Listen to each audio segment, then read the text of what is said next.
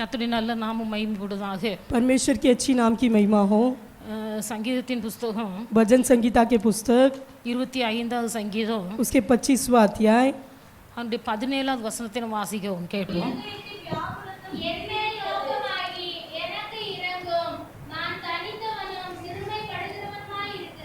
25 का 17 मेरा हृदय का क्लेश बढ़ गया है, तू मुझको मेरे दुखों से छुड़ा ले। என் இருதயத்தின் வியாகுலங்கள் பெருகி இருக்கிறது, मेरा हृदय का क्लेश बढ़ गया है என் இடுக்கண்களுக்கு என்னை நீங்களாக்கி விடும். और मेरे दुखों से मुझे छुड़ा ले। அதாவது என் இருதயத்தின் வியாகுலங்கள் பெருகி இருக்கிறது என்று தாவீது சொல்லுகிறார். मेरा हृदय का क्लेश बढ़ गया है कर दाऊद कहता है। வியாகுலம் என்று சொல்லும்போது जब क्लेश कहा जाता है, தேவனுடைய பிள்ளைகள் அதை வேறு யாராலையும் அதை விவரித்து சொல்ல முடியாது. अगर उसका कोई भी वर्णन नहीं कर सकता है। அந்த வியாகுலம் என்பது எவர்கள் அனுபவித்திருக்கிறார்களோ அவர்கள் தான் அந்த வியாகுலத்தின் வழி என்ன என்பது தெரியும். जो ये दुख क्लेश जो अनुभव करता है वो जानता है कि इसके बारे में क्या है। தாவீது இந்த வியாகுலத்தை அனுபவித்த ஒரு மனுஷன். परंतु दाऊद ने क्लेश को अनुभव किया हुआ व्यक्ति है। தாவீது சொல்லும்போது சொல்கிறார், दाऊद कहते समय कहता है, என் ஆத்ம வியாகுலங்களை நீர் அறிந்திருக்கிறீர், मेरे हृदय का क्लेश आप जानते हो, துக்கத்தினால் என் ஆத்மாவும் என் வயிறும் கூட கருகி போயிற்று என்று சொல்கிறார். दुख के कारण मेरा पेट भी नष्ट हो गया कर कहता है। அப்ப இருதயத்தின் வியாகுலங்கள் எனக்கு பெருகி இருக்கிறது என்று சொல்கிறார். हृदय का वेदना बढ़ गया है कर कहता है, என் இருதயத்திலே வியாகுலங்கள் பெருகி இருக்கிறது, मेरा हृदय का क्लेश बढ़ गया है என் ஆத்மாவிலே வியாகுலங்கள் பெருகி இருக்கிறது, और मेरे आत्मा में दुख बढ़ गया है, அதை நீர் அறிந்திருக்கிறீர். ये आप जानते हो। என் துக்கத்தினால் அல்லது என் வியாகுலத்தினால் என் இருதயமும் என் வயிறும் கூட கருகி போயிற்று. दुख के कारण मेरा हृदय और पेट भी सूख गया है। அந்த வேதனையினால அவர் தவிக்கிறார். वो कष्ट के कारण वेदना उठाता है। இன்றைக்கு தேவனுடைய பிள்ளைகள் நம்முடைய வாழ்க்கையில் அப்படிப்பட்ட சூழ்நிலைகள் கடந்து வரலாம். ऐसे परिस्थिति हमारे जीवन में भी आता है। அது துக்கம் என் தொண்டையை அடைத்தது என்று சொல்கிறார். दुख मेरे ओठों को सुखा दिया कर कहता है। துக்கம் வந்து இருதயத்தை அடைக்குது, दुख हमारा हृदय को बांध देता है, வேதனை வந்து ஆத்மாவை இடுக்கண்கள் கொண்டு போகிறது, और वेदना हमारे आत्मा को झकोड़ देता है। அந்த துக்கமும் வேதனையும் வியாகுலமும் சேரும் போது ये दुख वेदना और क्लेश जब एक साथ होता है, என் வயிறு கூட கருகி போயிட்டு சொல்றார், और मेरा पेट तक उस नष्ट हो गया कर कहता है। இப்படிப்பட்ட சூழ்நிலைகள் வரும்போது ऐसे परिस्थिति आते समय தேவனுடைய பிள்ளைகள் நமக்கு விடுதலை தருகிறவர் நம்முடைய ஆண்டவராகிய இயேசு கிறிஸ்து மாத்திரமே. परंतु हमें छुटकारा देने वाला सिर्फ यीशु मसीह है। அப்ப துக்கம் பெருகுகிறது, வேதனை பெருகுகிறது, வியாகுலம் பெருகுகிறது என்று சொல்லி நாம் பின்வாங்கி போய் விட கூடாது. दुख बढ़ रहा है, क्लेश बढ़ रहा है, संकट है कर हम पीछे नहीं हटना है। அப்ப இப்படிப்பட்ட சூழ்நிலையிலே தேவனுடைய பிள்ளைகள் நம் கர்த்தரை கிட்டி சேருவோமேயானால், ऐसे परिस्थिति में अगर परमेश्वर के निकट जाते समय நம்முடைய துக்கங்களுக்கும் வியாகுலங்களுக்கும் கர்த்தர் ஒரு முற்றுப்புள்ளி வைக்கிறார். परमेश्वर हमारा दुख और क्लेश का एक अंत रखता है। தாவீதை குறித்த வேதத்தில் வாசிப்போமேயானால், अगर दाऊद के बारे में शास्त्र में पढ़ते समय தாவீது ஈசாய்க்கு பிறந்த 8வது குமாரன் அல்லது 7வது குமாரன் என்று எழுதப்பட்டிருக்கிறது. दाऊद ईसाई का 7वां या 8वां पुत्र कर कहते हैं। ஒரு இடத்துல 7வது குமாரன் என்று எழுதப்பட்டிருக்கிறது, ஒரு இடத்துல 8வது குமாரன் என்று எழுதப்பட்டிருக்கிறது. एक जगह पर ऐसा लिखा है वो 7वां पुत्र है, और एक जगह पर लिखा है वो 8वां लड़का है। எப்படியும் சொல்ல போனால் தாவீது ஈசாயினுடைய கடைசி குமாரன். अगर कैसा भी देखा जाएगा तो ईसाई का अंतिम पुत्र दाऊद था। அந்த ஈசாயின் கடைசி குமாரன் தாவீது. ये अंतिम पुत्र ईसाई का दाऊद था। அப்ப தாவீதுக்கு 7 அண்ணன்மார் இருந்தார்கள். ये दाऊद को 7 बड़े भाई थे। இந்த 7 அண்ணன்மாரும் சவுல் ராஜாவுடைய ராணுவத்தின் கீழே அவர்கள் ராணுவத்திலே பணிபுரிகிறார்கள். ये दाऊद के जो 7 बड़े भाई थे वो राजा के हाथ के नीचे सेनापति थे। அவனுடைய உள்ளத்திலே வேதனைகள் உண்டாகிறது. उसके मन में बहुत वेदना उठता है। அவன் வனாந்தரத்திலே தன் தகப்பனுடைய ஆடுகளை மேய்த்து वो கொண்டிருக்கிறான். जंगल में अपने पिताजी का भेड़ बकरी चरा रहा था। அவனுடைய இருதயத்தில் ஒரு எண்ணம் உண்டாயிருக்கு, उसके मन में ऐसा एक वेदना उठा होगा, நம்முடைய சகோதரர்கள் எல்லாரும் ராணுவத்திலே பணிபுரிகிறார்கள், हमारे भाइयों सब तो सेनापति हैं, ஆனால் நமக்கு அந்த பாக்கியம் கிடைக்கவில்லை. परंतु वो भाग्य मुझे नहीं मिला है। தாவீதை குறித்து வேதத்தில் வாசிக்கிறோம். दाऊद के बारे में पवित्र शास्त्र में पढ़ते हैं। தாவீது ஒரு குள்ளமான மனுஷன். ये दाऊद एक नाठा व्यक्ति था। தாவீது குள்ளமானவன், दाऊद एक नाठा व्यक्ति था, ஆனாலும் பார்ப்பதற்கு அழகாவும் சிவந்த மேனி உள்ளவன் என்று எழுதப்பட்டிருக்கிறது. परंतु वो दिखने में बहुत ही सुंदर और लाल रंग का था।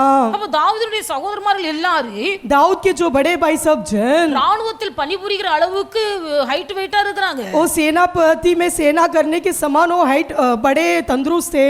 மனசுக்குள்ள தாவீதுக்கு இது ஒரு பெரிய வேதனையா இருந்திருக்கு. ये भी दाऊद के लिए मन में एक बड़ी वेदना हुआ होगा।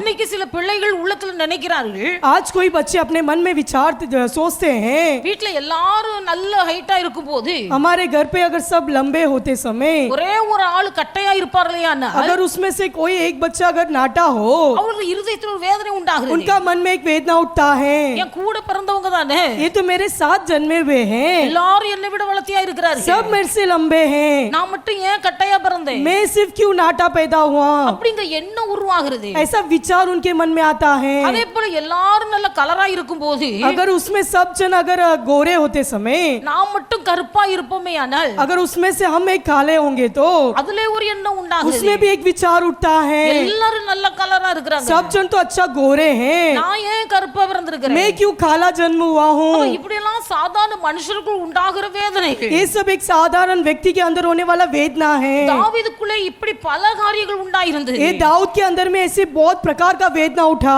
அவனுடைய சகோதரர்கள் எல்லாம் ராணுவத்திலே பணிபுரிகிறார்கள். उसके सारे भाई लोग सेनापति में वीर थे தனக்கு அந்த பாக்கியம் இல்ல. और वो भाग्य भी उसे नहीं मिला, தாவீது ஆடு மேய்த்து கொண்டு இருக்கிறார். परंतु दाऊद तो भेड़ बकरी चरा रहा था, குள்ளமான ஒரு மனுஷனா वो एक இருக்கிறார். नाठा व्यक्ति था।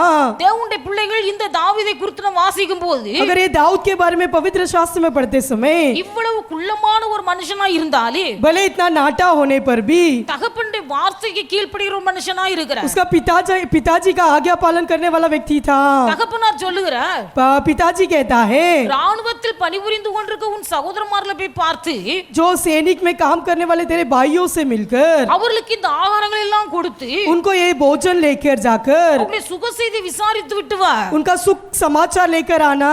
தகப்பன் சொன்ன உடனே पिताजी जैसे ही कहने पर தான் மேய்த்து கொண்டிருந்த ஆடுகளை जो बकरी चरा रहा था மற்றவருடைய பொறுப்பிலே விட்டுவிட்டு और दूसरों के हाथों में जिम्मेदारी देकर சகோதரமார்களை பார்க்கும்படியாய் ராணுவத்துக்கு கடந்து போகிறார். और भाइयों को देखने के लिए सेनापति में आता है அங்கே பயங்கரமான கலவரங்கள் உண்டாகி और கொண்டிருக்கிறது. वहाँ बहुत ही युद्ध हो रहा था।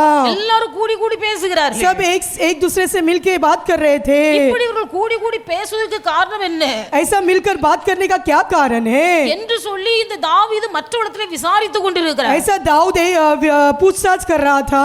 தாவீது மற்றவர்களோடு பேசிக் கொண்டிருப்பதை பார்த்த உடைய அண்ணன் जो दाऊद ऐसी पूछताछ करता हुआ ये देखकर उसके बड़े भाइयों ने தாவீதிடத்தில் வந்து दाऊद के पास आकर, உன் அகங்காரத்தை நான் அறிந்திருக்கிறேன், तेरे घमंड को हम जानते हैं உன் துணிகரத்தை நான் அறிந்திருக்கிறேன். और तेरा वेद को हम जानते हैं। அவன் ஏற்கனவே நொந்து போயிருக்கிறான். पहले से वो एक टूटा हुआ इंसान है। அந்த மாதிரிலாம் நல்ல உயரமா இருக்கிறாங்க. उसके सारे भाइयों सब ऊंचे हैं நாம குள்ளமா और இருக்கிறோம். मैं तो नाटा हूँ அந்த மாதிரிலாம் நல்ல ராணுவத்திலே பணிபுரிகிறார்கள். और मेरे सारे भाई सैनिक में हैं நாமும் ஆடுகளை மேய்த்து और கொண்டிருக்கிறோம். मैं तो बकरी चरा रहा हूँ। இவ்வளவு கஷ்டத்தின் மத்தியிலே வேதனையில இருக்கும்போது इतने ही वेदना में रहते पर தகப்பனுடைய வார்த்தைக்கு கீழ்ப்படிந்து उसके पिताजी की आज्ञा पालन कर कर மேய்த்து கொண்டிருந்த ஆடுகளை எல்லாம் மற்றவருடைய கரத்திலே ஒப்பு கொடுத்து விட்டு जो चराता था वो भेड़ बकरी किसी और के हाथों में जिम्मेदारी देकर அன்னமாரை விசாரிக்க போன இடத்துல उसके भाइयों को पूछताछ करने की जगह पर அவன் மற்றவர்களிடத்தில் பேசிக் கொண்டிருப்பதை பார்த்து और दूसरों से बात करते हुए देखकर உன் அண்ணன் வேகமா வந்து சொல்லுகிறார், उसके बड़े भाई आकर कहता है, உன் இருதயத்தின் துணிகரத்தை நான் அறிந்திருக்கிறேன், तेरे हृदय का घमंड को मैं जानता हूँ உன் இருதயத்தின் அகங்காரத்தை நான் और तेरे அறிந்திருக்கிறேன். हृदय का अधर्म को मैं जानता हूँ। நீ ஆடு மேய்த்து கொண்டிருந்த ஆடுகளை யார் வசமாய் விட்டு விட்டு வந்தாய்? तू जो भेड़ बकरी चरा रहा था वो किसके हाथ में देख के आया? தாவீதுடைய இருதயம் வேதனைப்படுது. अभी दाऊद का हृदय बहुत ही वेदना हुआ। அவன் ஏற்கனவே ஆடுகளை பத்திரமாய் ஒரு நபருடைய கையில ஒப்பு கொடுத்து விட்டு வந்திருக்கிறார். पहले ही उसने अपने भेड़ बकरी को किसी के हाथ में जिम्मेदारी देकर आया था। ஆனால் இவ கேக்குற, अभी पूछता है, உன் ஆடுகளை யார் வசமாய் விட்டு விட்டு வந்தாய்? तू बकरियों को किसके हाथ में देख के आया? உனக்கு எவ்வளவு துணிகரம், तुझको कितना ही घमंड है உனக்கு எவ்வளவு அகங்காரம். और तुझ में कितना ही अधर्म है। அப்பா சொல்லுக்கு கீழ்ப்படிந்தாக்கு வந்தாய். पिताजी की बात मानकर वो आया था। ஆனா அண்ணமார் பேசுற வார்த்தை கேட்கும் போது இன்னும் அதிகமாய் வேதனை उसके உண்டாகுது. भाइयों की जो शब्द सुनकर उसका मन और वेदना उठा। அங்க பெலிஸ்தியர்கள் அவர்கள் இஸ்ரவேலுக்கு விரோதமா யுத்தத்துக்கு வந்து கொண்டு अभी இருக்கிறார்கள் फेलिस्तीय लोग इजराइल के विरुद्ध युद्ध के लिए आ रहे हैं கோலியாத் பயங்கரமா யுத்தத்துக்கு வந்து நிற்கிறார் और गोलियात भी उनके विरुद्ध युद्ध के लिए खड़ा है। தாவீது பார்க்கிறார் अभी दाऊद देख रहा है இந்த பெலிஸ்தியன் ये जो फिलिस्ती है, நான் ஆடுகளை மேய்த்துக் கொண்டிருக்கும் போது जब मैं भेड़ बकरी चराते समय ஒரு விசை ஒரு சிங்கம் एक समय एक सिंह, ஒரு விசை ஒரு கரடியும் வந்தது एक समय एक भालू आया था। என் கையில் ஒன்றில்லாதிருந்த போதிலும் मेरे हाथ में कुछ न होने पर भी அந்த சிங்கத்தையும் கரடியையும் வாயை கிழித்து நான் கொன்று போட்டேன் उस सिंह और भालू का मुंह मैंने फाड़ दिया। அவ சிங்கத்தின் வாயையும் கரடியின் வாயை கிழித்து கொன்று போட்ட எனக்கு जो सिंह और भालू का मुंह जो फाड़ा हुआ मुझको, இந்த பெலிஸ்தியன் எம்மாத்திர ये फिलिस्ती क्या समान है? இவன் விருத்த சேதனம் இல்லாதவன் ये तो कतनारहित नहीं है, இவன் மாம்சத்துக்குரியவன் ये तो शारीरिक है। ஜீவனுள்ள தேவனுடைய நாமத்தை நிந்திக்கிறார் ये जीवित परमेश्वर की नाम की निंदा करता है। அவன் நிந்திக்கிற தேவனுடைய நாமத்தினாலே அவரிடத்துல போய் जो निंदा करने वाला उस इनाम के संग में उसके पास जाकर அவனை நான் கொன்று போடுவேன் मैं उसको मार डालूंगा। இந்த வார்த்தையை தைரியமாய் அறிவிக்கிறார் ये बातों को बड़े हियाव से कहता है। எல்லாரும் பயந்து கொண்டிருக்கிறார்கள் सब लोग डर रहे थे। வேதத்தில் வாசிக்கிற ஜனங்கள் எல்லாருடைய இருதயம் பயந்து கொண்டிருக்கிறது शास्त्र में देखते कि सब लोगों का हृदय उसके प्रति डर गए थे। சவுல் ராஜாவுடைய இருதயம் தத்தளித்துக் கொண்டிருக்கிறது साउल राजा का हृदय भी बहुत वेदना से भरा था। இப்படிப்பட்ட சூழ்நிலையில ऐसे एक परिस्थिति में பெலிஸ்தியனாகிய கோலியாத்தை கொன்று फिलिस्ती जो गोलियात को मारकर அவன் வைத்திருந்த பட்டயத்தினாலேயே அந்த கோலியாத்தின் தலையை அறுத்து उसने जो तलवार रखा था उसी तलवार से गोलियात के सिर को काटकर பெலிஸ்தருடைய கையிலிருந்து இஸ்ரவேல் ஜனங்களுக்கு ஒரு பெரிய ரட்சிப்பை உண்டாக்கி और கொடுத்தார் फिलिस्तियों के हाथों से इस्राएल लोगों के लिए एक बड़ा उद्धार ले आया। தன் உயிரை கூட பொருட்டாக எண்ணாமல் அந்த யுத்தத்துல போய் கோலியாத்தோடு யுத்தம் செய்து வெற்றி उसके பெற்றார் प्राण तक उसने कुछ न समझा हुआ फिलिस्तियों के हाथ से उसने युद्ध जीत लिया। நடந்தது क्या हुआ?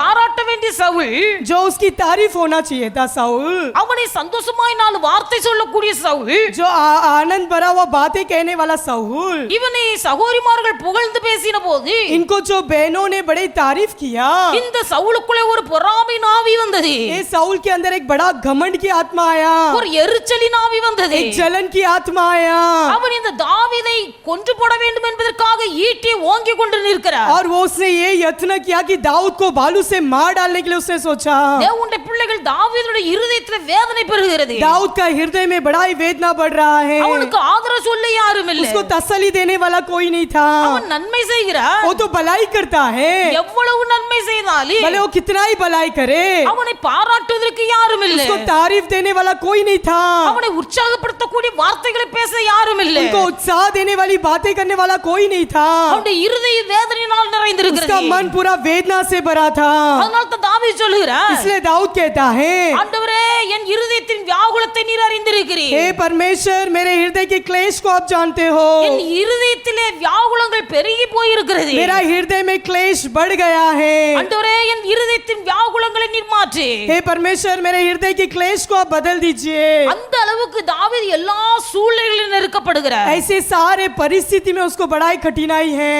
கர்த்தர் அவனை வீடு தேடி அபிஷேகித்தார் परमेश्वर उसको घर ढूंढ कर जाकर अभिषेक किया। சாமுவேல் தீர்க்கதரிசி ஈசாயின் குமாரனாகிய தாவீதை தேடி போய் வீட்ல போய் அபிஷேகிக்கிறார் जो भविष्यद्वक्ता सामुएल उसके घर ईसाई के घर ढूंढ कर जाकर दाऊद को अभिषेक किया। அப்படி தேவனால் தேடி அபிஷேகப்பட்ட மனுஷனாய் இருந்தாலே जो ऐसे परमेश्वर के द्वारा ढूंढ कर उसको अभिषेक किया हुआ व्यक्ति क्यों न हो, அவன் தான் வாழ்க்கையிலே கடந்து வந்த சூழ்நிலை நிமித்தமாய் उसके जीवन में होने वाली परिस्थिति के कारण அது ஒரு பைத்தியக்காரனை போல வேஷம் போட வேண்டிய சூழ்நிலை வந்தது एक पागल के समान वेश धारण करने का परिस्थिति आया।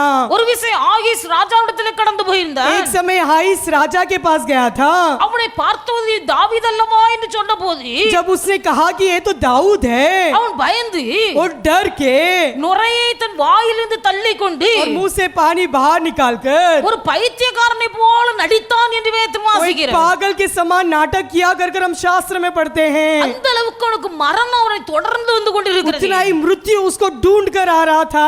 நன்மை செய்கிறார் वो तो भलाई करता है, ஆனால் அவனை விரட்டியடிக்க சத்துருக்கள் பெருகி போய் परंतु இருக்கிறார்கள் उसको भगाने वाला शत्रु बढ़ते हैं। தாவீது சொல்லும்போது तब दाऊद कहता है, மரணத்துக்கும் எனக்கு 4 விரக்கடை அளவு தூரம் தான் இருக்கிறது मृत्यु और मुझ में 4 फीट का दूरी था, 4 விரக்கடை அளவு 4 விரல் அளவு सिर्फ 4 इंच का दूरी। அந்த சின்ன நெருங்கி வருகிறது. उतना ही कठिनाई है. வாழ்நாள் முழுவதும் அந்த வாழ்க்கையை பார்க்கும்போது வனாந்தரமாய் ஓடி அலைகிறார். उसका जीवन भर वो जंगल जंगल कर कर घूम रहा है. மனசுல ஒரு நிம்மதி இல்ல. उसके मन में कोई शांति नहीं. எல்லாருக்கும் நம்ம நன்மை செய்கிறோம். मैं तो सबके लिए भलाई करती हूँ. எல்லாரும் நம்மை கொலை செய்யும் வகை தேடுகிறார்கள். सब तो मुझे घात करने के लिए रास्ता ढूंढते हैं. தாவீது சொல்லுகிறார், तब दाऊद कहता है, ஒருவன் என்னை விசாரிக்க வந்தால் अगर एक मुझसे पूछताछ करने आए तो அவன் வஞ்சனையாய் என்னை விசாரிக்க வருகிறான். वो मुझे चालक रूप से पूछताछ करता है.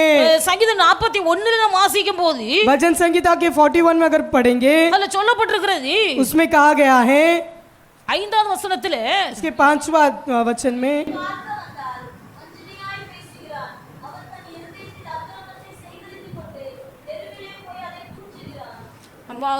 தாவீது சொல்லுகிறார், दाऊद कहता है, எனக்கு விரோதமாய் இருக்கிற சத்துருக்கள் பெருகி இருக்கிறார்கள். मेरे विरुद्ध उठने वाले शत्रु बढ़ गए हैं. சத்துருக்கள் தங்கள் இருதயத்தில் நினைத்துக் கொள்ளுகிற காரியம் என்னவென்றால், उनके मन में मेरे प्रति क्या सोचते हैं?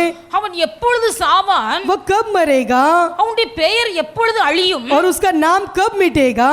என்று சத்துருக்கள் காத்திருக்கிறார்கள். ऐसे शत्रु इंतजार करते हैं.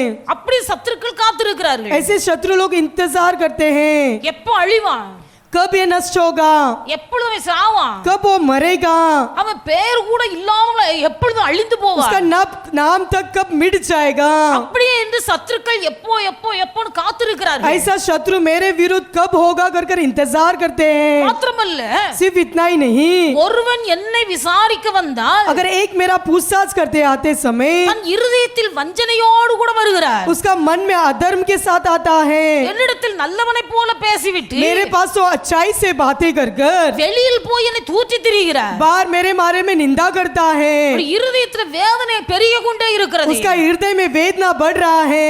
ஆண்டுடைய பிள்ளைகள், परमेश्वर के बच्चे, இன்றைக்கு நம்முடைய வாழ்க்கையில அப்படிப்பட்ட சூழ்நிலைகளை நீங்கள் கடந்து போகலாம். अगर आप भी ऐसे परिस्थिति में जाते होंगे, குடும்பத்தில் உள்ள எல்லாரை பார்க்க நீங்கள் அற்பமானவர்களாக இருக்கலாம். तुम्हारे परिवार में आप भी सबके समान सबके साथ तुच्छ होंगे. குடும்பத்தில் உள்ளவர்கள் உங்களை அற்பமாய் பேசலாம். तुम्हारे परिवार के लोग ही तुम्हारी निंदा करते होंगे. நன்மை செய்தாலும் பாராட்டக்கூடியவர்கள் உங்களை எதிர்த்து நிற்கலாம். भले ही तुम्हें तारीफ करने वाले तुम्हारी निंदा करने के लिए खड़े होंगे. தேவனுடைய பிள்ளைகள் உங்கள் கரத்திலிருந்து நன்மை பெற்றவர்கள், जो तुम्हारे हाथों से भलाई पाए थे, அவர்களே உங்களுக்கு விரோதமாய் எழும்பி நின்றாலே वो लोग ही तुम्हारे विरुद्ध खड़े रहेंगे. तो தேவனுடைய பிள்ளைகளும் பயப்படக்கூடாது. तुम डरना नहीं. அந்த வியாகுலங்கள் பெருகும் போது, वो कष्ट बढ़ते समय, இருதயத்திலே துக்கம் பெருகும் போது, तुम्हारा हृदय में दुख बढ़ते समय, இந்த துக்கமும் வியாகுலம் தான் நம்மை கர்த்தரிடத்தில் கிட்டி நெருங்க வைக்கிறது. ये दुख और क्लेश ही हमें परमेश्वर का निकट पहुंचाता है. இப்படிப்பட்ட சூழ்நிலைகளில் நமக்கு ஆறுதல் தருகிறவர் கர்த்தர். ऐसे ऐसे परिस्थिति में परमेश्वर ही हमें तसल्ली देता है. ஒருவன் நம்ம பார்க்க வந்தா கூட வஞ்சனையாத்தான் வருகிறார். अगर कोई हमें मिलने आते हैं, वो भी अधर्म के सोच के साथ आता है. அவனுடைய இருதயத்தின் நினைவெல்லாம் எப்ப ஜாமான்னு उसका எதிர்பார்க்கிறார். हृदय का सोच यही है कि ये कब मरेगा, எப்பொழுதும் அவன் அழிவான், कब ये नष्ट होगा, எப்போ பேர் கூட இல்லாமற் போகு, कब इसका नाम तक मिट जाएगा. அந்த இருதயத்தின் எண்ணத்தோட பார்க்க வருகிறார். ऐसा मन में विचार लेकर मुझसे मिलने आता है. அவன் தன் இருதயத்தில் வஞ்சனையோடு கூட என்னை பார்க்க வருகிறார். इसका मन में अधर्म के साथ आता है. நல்லவனை போல वो பேசுகிறார், तो अच्छाई के रूप से बातें करता है, ஆனால் வெளியே போன பிறகு என்னை தூற்றி திரிகிறார். परंतु बाहर जाते समय मेरी निंदा करता है. ஒவ்வொரு காரியத்தை நினைத்து பார்க்க பார்க்க एक एक बात जब सोचते समय அவனுடைய இருதயத்திலே துக்கம் பெருகிறது. उसके मन में दुख बढ़ता है. அவனுடைய இருதயத்திலே வியாகுலங்கள் பெருகிறது. उसका हृदय में क्लेश बढ़ता है. இந்த வியாகுலங்கள் பெருகும் போது ये क्लेश बढ़ते समय அவனுக்கு ஆதரவு சொல்ல அரவணைக்க யாரும் இல்ல. उसको तसल्ली देने शांति देने वाले कोई नहीं है. கர்த்தருடைய சமூகத்துல போய் वो விழுகிறார். परमेश्वर की उपस्थिति में गिरता है. ஆண்டவரே, என் இருதயத்தில் வியாகுலங்கள் பெருகி இருக்கிறது. हे परमेश्वर, मेरे मन की क्लेश बढ़ गया है. என்னை நீர் விடுவியே, मुझे आप छुड़ाइए, என்னை நீர் விடுவியே. मुझे आप छुड़ाइए. அந்த துக்கத்திலிருந்து கர்த்தர் விடுதலை கொடுக்காவிட்டால் अगर ये दुख से अगर परमेश्वर न छुड़ाता तो எந்த ஒரு மனுஷனா இருந்தாலும் அழிந்து போயிருப்பார். अगर कोई भी व्यक्ति क्यों ना हो नष्ट हो जाता. அதைத்தான் தாவீது சொல்லுகிறான், इसलिए दाऊद कहता है, என் துக்கத்திலே நான் அழிந்து போகாதிருக்கிறது मेरे दुख में मैं नष्ट न होने के कारण உம்முடைய வேதம் எனக்கு மனமகிழ்ச்சியா இருக்கிறதுனால, आपका पवित्र शास्त्र मेरे मन की भावना था. इसीलिए உம்முடைய வேதம் என் மனமகிழ்ச்சியா இராதிருந்திருக்குமே ஆனால் आपका पवित्र शास्त्र मुझको आनंद न देता तो நான் என் துக்கத்திலே அழிந்து போயிருப்பேன். मैं अपने दुख में ही नष्ट हो जाता. நான் என் துக்கத்திலே அழிந்து मैं போயிருப்பேன். अपने दुख में ही नष्ट हो जाता. தேவனுடைய பிள்ளைகள் இன்றைக்கும் அழிந்து போகாமல் உயிரோடு இருப்பதற்கு காரணம் अगर आज भी हम नष्ट न होते हुए जिंदा है, क्या कारण है? அந்த வேத வசனம் நமக்கு மகிழ்ச்சியா இருக்கிறது. ये पवित्र वचन ही हमारे लिए तसल्ली देता அந்த है। வசனம் நமக்கு ஆறுதலா இருக்கிறது. ये वचन ही हमें तसल्ली देता है। தேவ சமூகம் நமக்கு ஆறுதலா இருக்கிறது. परमेश्वर का उपस्थिति हमें तसल्ली देता है। உலகத்து மக்கள் இப்படிப்பட்ட சூழ்நிலை வரும்போது தற்கொலை பண்ணி மாண்டு अगर போவார்கள். संसार के लोग के अंदर जब क्लेश बढ़ते समय वो आत्महत्या कर लेते ஆனால் हैं। தேவனுடைய பிள்ளைகள் கர்த்தர் நம்மை நிலைநிறுத்தியிருக்கிறார் என்று சொன்னால் अगर परमेश्वर ने हमें सिर किया, इसका कारण क्या है? அவருடைய வேத வசனம், उसका वचन, அவருடைய இறக்கு उसका दया நம் மீது பெரிதா இருக்கிறபடினா हमारे ऊपर बड़ा था, इसीलिए கர்த்தர் நம்மை நிலைநிறுத்தி வைத்திருக்கிறார். परमेश्वर ने हमें सिर किया है। அப்போஸ்தலனாகிய பவுல் சொல்லும்போது प्रेरित पौलुस कहते समय எங்களுக்கு வருகிற சகல உபத்திரவங்களிலேயே हमारे ऊपर आने वाले सारे क्लेशों में கர்த்தரே எங்களுக்கு ஆறுதலா இருக்கிறபடினா परमेश्वर ही हमें तसल्ली देता है। அந்த உபத்திரவங்களை எல்லாம் அவர் சந்தோஷமா वो ஏற்றுக்கொள்கிறார். क्लेश सब हम आनंद से स्वीकारते हैं, ஏன் சொன்னா உபத்திரம் வரும்போது, क्योंकि क्लेश आते समय, கஷ்டங்கள் வரும்போது संकट आते समय நம் தேவ சமூகத்துல போய் விழுகிறோம். हम परमेश्वर की उपस्थिति में गिरते அந்த हैं। தேவ சமூகத்துல போய் விழும்போது जब परमेश्वर की उपस्थिति में गिरते समय நம்முடைய இருதயத்துல பெரிய ஆறுதல் உண்டாகிறது. हमारे मन में एक बड़ा ही तसल्ली होती அந்த है। ஆறுதல் உண்டாகும் போது நமக்குள்ள பெரிய சந்தோஷம். जब वो तसल्ली मिलते समय हमारे अंदर अपने आप आनंद आती है। உலகத்து மனிதர்கள் சொல்வதனால் நமக்கு ஆறுதல் உண்டாகாது. संसार के व्यक्ति हमें तसल्ली देने से हमें तसल्ली नहीं मिलती है। உலகத்தின் மக்கள் நம்மை விசாரிப்பதினால் நமக்கு ஆறுதல் உண்டாகாது. संसार के लोग पूछने के कारण हमारे अंदर तसल्ली नहीं होती है। ஆனபடினால் தேவனுடைய பிள்ளைகள் इसीलिए परमेश्वर के लोग நமக்கு வியாகுலங்கள் பெருகும் போது, जब हमारे अंदर क्लेश बढ़ते समय, கஷ்டங்கள் பெருகும் போது, जब कष्ट बढ़ते समय, உபத்திரவங்கள் பெருகும் போது, दुख बढ़ते समय, இந்த உபத்திரவங்கள் எல்லாவற்றிலேயும் इस सारे दुख और क्लेशों के बीच में கர்த்தரே நமக்கு ஆறுதல் செய்கிறவராய் இருக்கிறபடினால் सिर्फ परमेश्वर ही हमें तसल्ली देने वाला है। इसीलिए தேவனுடைய பிள்ளைகள் அதை நினைத்து நாம் சந்தோஷப்பட வேண்டும். हम इस कारण से आनंदित होना है। உபத்திரம் வரும்போது கர்த்தரை கிட்டி சேர வேண்டும். जब क्लेश आते समय हम परमेश्वर का निकट जाना है। வியாகுலம் பெருகும் போது கர்த்தருடைய சமூகத்தில் விழ வேண்டும். जब दुख आते समय परमेश्वर के सम्मुख में गिरना है। அவருடைய துக்கம் அவருடைய இருதயத்தை அடைக்கிறது. दुख हमारा हृदय को बांधता है, இருதயத்தை அடைக்கிறது. हमारा हृदय को बांधता है। ஆண்டவருடைய பிள்ளைகள் தாவீது தன் இருதயத்தின் வியாகுலங்களை கர்த்தருடைய சமூகத்தில் சொல்லும்போது, जब दाऊद अपना हृदय की बातों को परमेश्वर के सम्मुख में कहते समय கர்த்தருடைய இருதயத்தின் வியாகுலங்களை எல்லாம் மாற்றி போட்டார். परमेश्वर ने उसके हृदय के सारे क्लेश को दूर कर दिया।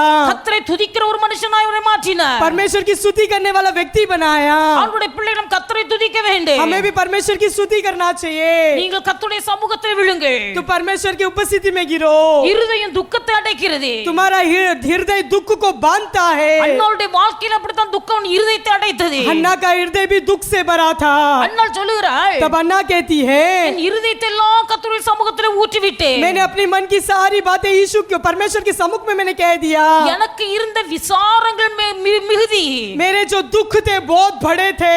எனக்கு இருந்த மிகுதியான விசாரத்தினால் मेरे जो बड़े दुख के कारण நான் வெகு நேரம் விண்ணப்பம் பண்ணினேன் என்று मैं சொல்லுகிறார். बहुत समय से विनती किया कर कहती है। அப்ப உபத்திரம் வரும்போது जब क्लेश आते समय கர்த்தர் நமக்கு ஆறுதலா இருக்கிறார். परमेश्वर हमारे लिए तसल्ली देता है। உபத்திரம் வரும்போது जब वो क्लेश आते समय, நாம் கர்த்தருடைய சமூகத்தை கிட்டி சேருகிறோம். जब परमेश्वर की उपस्थिति में हम निकट पहुंचते हैं, இப்படி கர்த்தரை கிட்டி சேருவதற்கு, जब परमेश्वर के निकट पहुंचने के लिए, கர்த்தரால் ஆறுதலை பெற்றுக்கொள்வதற்கு परमेश्वर के हाथों से तसल्ली पाने के लिए காரணமாய் இருப்பது உபத்திரவும் வியாகுலம். इसका कारण एक ही है, दुख और क्लेश है। அதனால வியாகுலம் பெருகும் போது जब क्लेश हमारे जीवन में बढ़ते समय தேவனுடைய பிள்ளைகள் ஒரு நாளும் கர்த்தரை விட்டு விலகி போக கூடாது. कभी परमेश्वर से दूर नहीं हटना।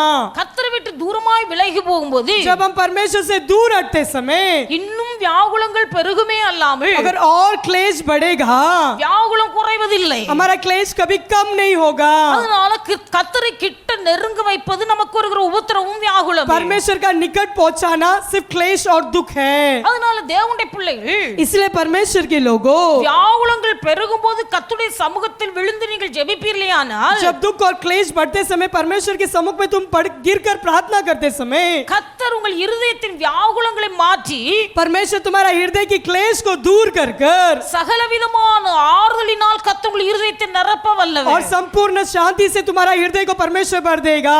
அதனால கர்த்தரை கிட்டி சேருங்க. इसलिए परमेश्वर का निकट पहुंचिए.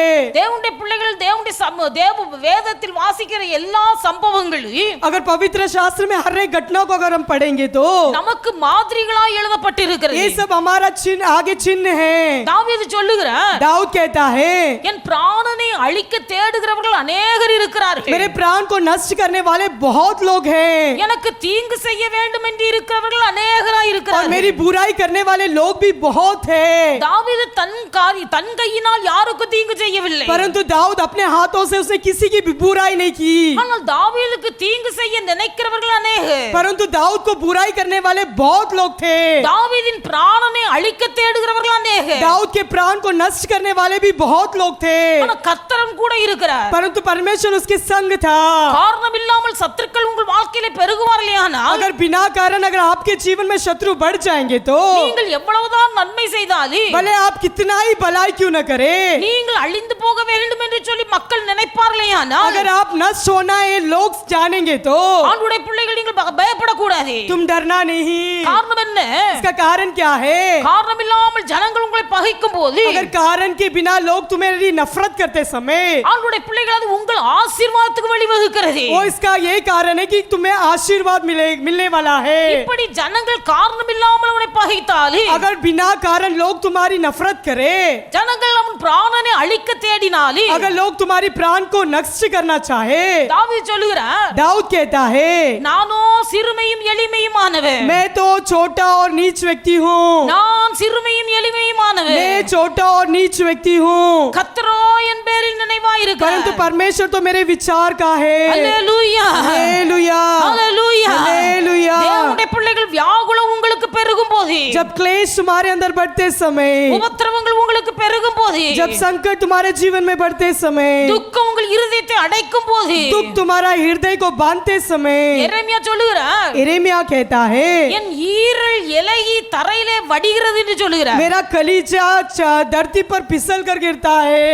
அவருக்குள்ள இருந்த ஈரல் இலகி தரையில வடிதுன்னு சொல்றார். उसका कलीजा सूख कर नीचे गिरता है. அந்த அளவுக்கு அந்த இருதயத்துல வியாகுலம் பெருகி இருக்கிறது. इतना ही उसका मन में दुख भरा है. ஆண்டவருடைய பிள்ளைகள் இப்படிப்பட்ட வியாகுலம் நம்மை நெருக்கும் போது, ऐसे दुख जब हमें बांधता है, அந்த வியாகுலம் பெருகும் போது वैसे दुख बढ़ते समय மனுஷனுடைய வாழ்க்கையில ஒரு வெறுப்பு உண்டாகிறது. अपने आप हमारे जीवन में एक नफरत होती है. தங்களுக்குள் தாங்களே கேள்வி கேட்கிறார்கள், अपने आप ही प्रश्न उठाते हैं, நான் ஏன் உயிரோடு இருக்கணும்? मैं क्यों जिंदा रहना है? நான் ஏன் உயிரோடு இருக்கணும்? मैं क्यों जिंदा रहना है? நான் உயிரோடு இருப்பதினால் என்ன லாபம்? मैं जिंदा रहने से किसको क्या लाभ है? மனசுக்குள்ள தங்கள் ஆத்மாவுக்குள்ளே ஒரு கேள்வி உண்டாகிறது. अपने मन में और प्राण में से एक विचार उठता है வீட்ல இருக்க மனம் இல்ல, और घर पे रहने का मन नहीं है வீட்டுக்கு போவதற்கு மனம் இல்ல, और घर जाने के लिए मन नहीं है. வீட்டை விட்டு வெளியே ஓடிரலாம்னு நினைக்கிறார்கள். घर से बाहर भागना ये चाहते हैं. தேவனுடைய பிள்ளைகள் வீட்டை விட்டு வெளியே ஓடினாலும், अगर घर से अगर हम बाहर भी भाग जाए,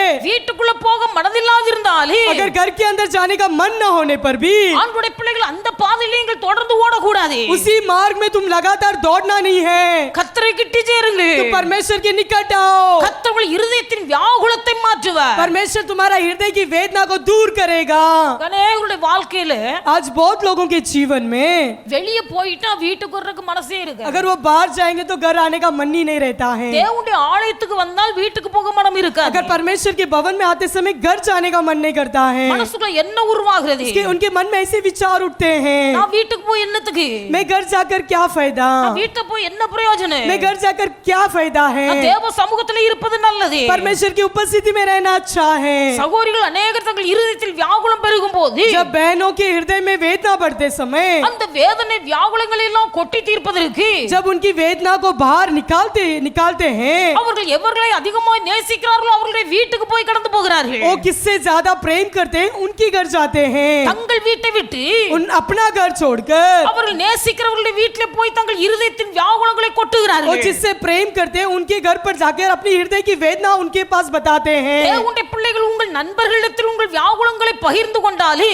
अगर तुम्हारे दोस्तों के पास तुम्हारे दुखों को बांटते समय வீட்டுக்குள்ள போக மனமில்லை என்று சொல்லி வெளியிலே உட்கார்ந்திருந்தாலே, अगर घर जाने का मन नहीं है, घर बाहर बैठे रहने पर भी அந்த வியாகுலம் பெருகிறது என்று சொல்லி கத்தரை விட்டு பின்வாங்கி போனாலே, जब दुख बढ़ रहा है, घर परमेश्वर से अगर हम दूर जाएंगे तो அந்த துக்கம் ஒரு நாளும் குறையாது. वो दुख कभी कम नहीं होगा, அந்த வியாகுலம் ஒரு நாளும் குறையாது. वो दुख हमसे कभी कम नहीं होगा। அந்த துக்கத்தின் நடுவிலே वो दुखों के बीच में भी தேவனுடைய பிள்ளைகள் உங்கள் உள்ளத்தில் நீங்கள் சொல்ல வேண்டும், तुम अपने हृदय में कहना है, இந்த வியாகுலத்தின் நேரத்திலேயே ये दुख के समय पर भी நான் இன்னும் என் கத்தரை கிட்டி சேருவேன், मैं और परमेश्वर के निकट जाऊंगी, நான் இன்னும் என் கத்தரை கிட்டி சேருவேன். और मैं परमेश्वर के निकट जाऊंगी। தேவனுடைய பிள்ளைகள் இப்படிப்பட்ட விசுவாச வார்த்தைகளை அறிக்கை செய்து अगर ऐसे विश्वास भरे हुए बातें कहेंगे तो தேவனை நீங்கள் உறுதியாய் பற்றிக் கொள்வீர்களானால், अगर परमेश्वर को तुम सिर से धर लोगे तो தேவ சமாதானம் உங்கள் இருதயத்தை பூர்ணமாய் ஆளுகை செய்யும். और परमेश्वर का शांति पूर्ण रीति से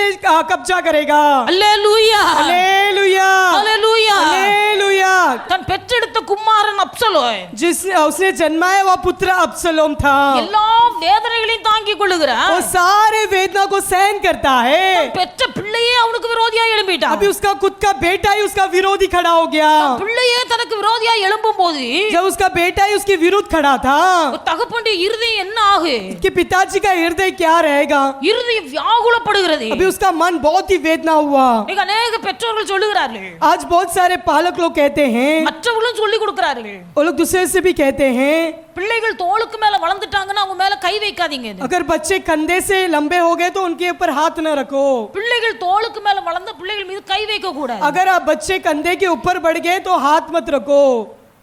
முந்தின நாட்கள் வயதுல மூத்தவர்கள் சொல்லுவார்கள், जो बुजुर्ग लोग कहते हैं, நான் திருமணமாகி வந்த பிறகும் கூட எங்க அம்மா கையில் அடி வாங்கி இருக்கேன்னு சொல்லுவாங்க. मैं शादी के आने के बाद भी मैं मेरे माँ से मार खाया हूँ। ஆனா ஆண்டுடைய பிள்ளைகள், परंतु परमेश्वर के बच्चे, பிள்ளை நமக்கு எதிர்த்து நிற்பானே ஆனால் अगर बच्चे हमारे विरुद्ध खड़े रहेंगे तो அதே போல வியாகுலம் ஒன்றுமில்லை உலகத்துல. उससे बड़ा दुख इस दुनिया में कुछ और नहीं है। அதனாலதான் நம்ம தோளுக்கு மேல பிள்ளை வளர்ந்துட்டான்னு சொன்னா கையை நீட்ட கூடாது. इसीलिए अगर कंधे से बच्चे बड़े हो गए तो उनके ऊपर हाथ नहीं मारना। அவளுக்காக நம்ம ஜெபிக்கணும், उनके लिए हमें प्रार्थना करना है, பிள்ளைகளுக்காக நம்ம ஜெபிக்கணும். बच्चों के लिए हमें प्रार्थना करना है। பிள்ளைகள் மீது கையை வைக்கும் போது जब बच्चे को हम मारेंगे तो அந்த பிள்ளைகள் ஏதாவது ஒரு வார்த்தை சொல்லி உங்களை எதிர்ப்பார்களே ஆனால், अगर बच्चे तुम्हारे विरुद्ध कुछ बोलकर तुम्हारा उलट करेंगे तो நம்ம இருதயத்திலே வியாகுலம் பெருகிறது, तो हमारे मन में वेदना बढ़ जाता है, நம்ம இருதயத்திலே வேதனை பெருகிறது. हमारे मन में वेदना बढ़ जाता है। அதனால தேவனுடைய பிள்ளைகள் உங்கள் பிள்ளைகளுக்காக நீங்கள் ஜெபிக்க வேண்டும். इसीलिए अपने बच्चों के लिए तुम प्रार्थना करो। நீங்கள் ஜெபிப்பீர்களானால் अगर आप लोग प्रार्थना करते समय உங்கள் பிள்ளைகளின் வாழ்க்கை ஆசீர்வாதமாய் இருக்கு. तब तुम्हारे बच्चों के जीवन आशीर्वादित होगा। பெற்றோர்கள் பிள்ளைகளை மறந்து விடுகிறார்கள். पालक लोग अपने बच्चों को भूल जाते हैं। தேவனுடைய பிள்ளைகள் நாம் பெற்றெடுத்த பிள்ளைகளை ஆசீர்வாதமாய் வளர்த்தெடுப்பதற்கு பெற்றோருடைய கடமை. अगर बच्चों को आशीर्वाद रीति से बढ़ाना है तो पालकों का जिम्मेदारी அந்த है। பிள்ளைகளை குறித்து பொறுப்பற்றவர்களாய் இருந்தால் अगर पालक के ऊपर कोई बच्चों के ऊपर कोई जिम्मेदारी न रहते हुए रहेंगे तो கர்த்தருடைய ஆசீர்வாதம் வாழ்க்கையில வருவதற்கு தடையாய் இருக்கு. परमेश्वर का आशीर्वाद का एक बड़ा रुकावट होगा। அதனால தேவனுடைய பிள்ளைகள், इसीलिए परमेश्वर के लोग, நம்முடைய வாழ்க்கை ஒருவேளை வியாகுலமாய் இருந்தாலே, अगर हमारे जिंदगी बड़ा ही दुख क्यों न हो, தாம் பெற்றெடுத்த பிள்ளையின் மூலமாக அவனுக்கு வியாகுலம் பெறுகிறது. हमारे जन्माए हुए बच्चे के कारण भी दुख बढ़ता है। அதே போல நம்முடைய வாழ்க்கையில் பிள்ளைகள் மூலமாய் வேதனைகள் வியாகுலம் பெருகினாலே, जब बच्चे के कारण हमारे जीवन में दुख बढ़ते समय எல்லாவற்றுக்கும் ஒரே காரணம் सबका एक ही कारण है, தேவனுடைய சமூகத்தில் விழுவது, परमेश्वर के सम्मुख में गिरना, கர்த்தருடைய சமூகத்தில் விழுவது, परमेश्वर की उपस्थिति में गिरना। ஆண்டவருடைய பிள்ளைகள் தாவீதுடைய வாழ்க்கையில வர வர விபத்திரங்கள் பெருகி கொண்டிருக்கிறது. दाऊद के जीवन में आए पूरे उपद्रव से भरा था, பயங்கரமான கஷ்டத்தின் நிலைமையிலே காணப்படுகிறார். बड़े कठिनाई परिस्थिति में था। ஒரு இடத்துல சொல்லுகிறார், एक जगह पर ऐसा कहता है, இப்பொழுது अब நான் கர்த்தருடைய கரத்தில் விழுவது எனக்கு நல்லது. अब मैं परमेश्वर के हाथों में गिरूंगा, ये मेरे लिए अच्छा होगा। கர்த்தருடைய கரத்தில் விழுவது எனக்கு நல்லது. परमेश्वर के हाथों में गिरना मेरे लिए अच्छा होगा। தேவனுடைய கரத்தில் விழுவது தேவனுடைய பிள்ளைகளுக்கு நல்லது. परमेश्वर के हाथों में गिरना है परमेश्वर के लोगों के लिए अच्छा है। அதனால தேவ சமூகத்தை விட்டு தூரம் போகாதீர்கள். परमेश्वर की उपस्थिति से दूर न जाना। வீட்டை விட்டு விலகி போகாதிருங்கள். घर छोड़कर दूर न जाना, மனிதனிடத்தில் போய் உங்கள் வியாகுலங்களை கொட்டாதிருங்கள். मनुष्य के पास अपना दुख न बांटना, மனுஷர்கள் உங்களை விசாரிப்பார்கள், मनुष्य तो तुम्हारी पूछताछ करेंगे, நல்லவர்களைப் போல விசாரிப்பார்கள், अच्छाई से तुम्हारी पूछताछ करेंगे, ஆனால் இருதயத்தில் வஞ்சனையோடு விசாரிப்பார்கள். परंतु उनके मन में बुराई के विचार के साथ तुम्हारा पूछताछ உள்ளத்தில் करेंगे। இருக்கிற வியாகுலத்தின் நிமித்தமாய், तुम्हारे मन के वेदना के कारण, உள்ளத்தில் இருக்கிற வேதனை நிமித்தமாய், तुम्हारे मन के दुख के कारण, நம்மை விசாரிக்க ஒருவர் வருவாரேயானால், अगर हमारी पूछताछ करने के लिए एक व्यक्ति आएगा तो, அவர் உண்மையாய் நம்மை விசாரிக்கிறார்கள் என்று நினைத்து, अगर वो सच्चाई से ही हमारा पूछताछ करते हैं ये सोचकर, உங்கள் இருதயத்தின் பாரங்களை எல்லாம் மனுஷனிடத்தில் கொட்டுவீர்களேயானால், अगर तुम्हारी मन की जो भी बोझ है अगर मनुष्य को बताएंगे तो, மனுஷன் தன் இருதயத்தில் வஞ்சனையோடு வந்து உங்களை விசாரிக்கிறார். वो मनुष्य तो बुराई के साथ तुम्हारी पूछताछ करता है। உங்களை விட்டு அப்புறம் போன பிறகு जब तुमसे दूर हटने के बाद உங்கள் வாழ்க்கையில் இருக்கிற அத்தனை பிரச்சனைகளும் வெளியே போய் தூற்றி திரிவார். तुम्हारी जो भी परिस्थिति आपने बताई वो बार बताएगा।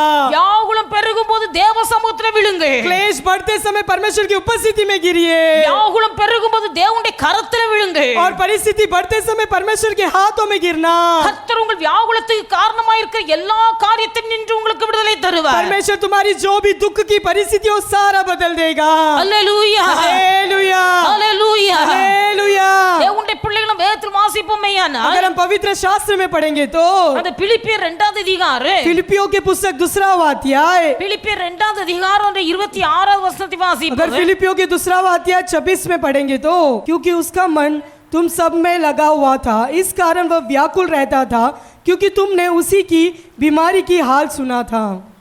பிலிப்பியர் 2வது அதிகாரம் 26வது வசனத்திலே வாசிக்கும் போது जब फिलिपियों के 2:26 के वचन में पढ़ते समय அங்கே சொல்லப்பட்டிருக்கிறது, वहां पर ऐसा लिखा है, அவன் உங்கள் எல்லார் மேலும் வாஞ்சை உள்ளவனும், वो तुम हर एक के ऊपर चाहत रखा हुआ व्यक्ति, தான் வியாதிப்பட்டதை நீங்கள் கேள்விப்பட்டதினாலே जब तुम बीमारी का हाल वो सुना था, மிகவும் வியாகுலப்படுகிறவனுமாய் இருந்தார். वो बहुत ही व्याकुल करता था।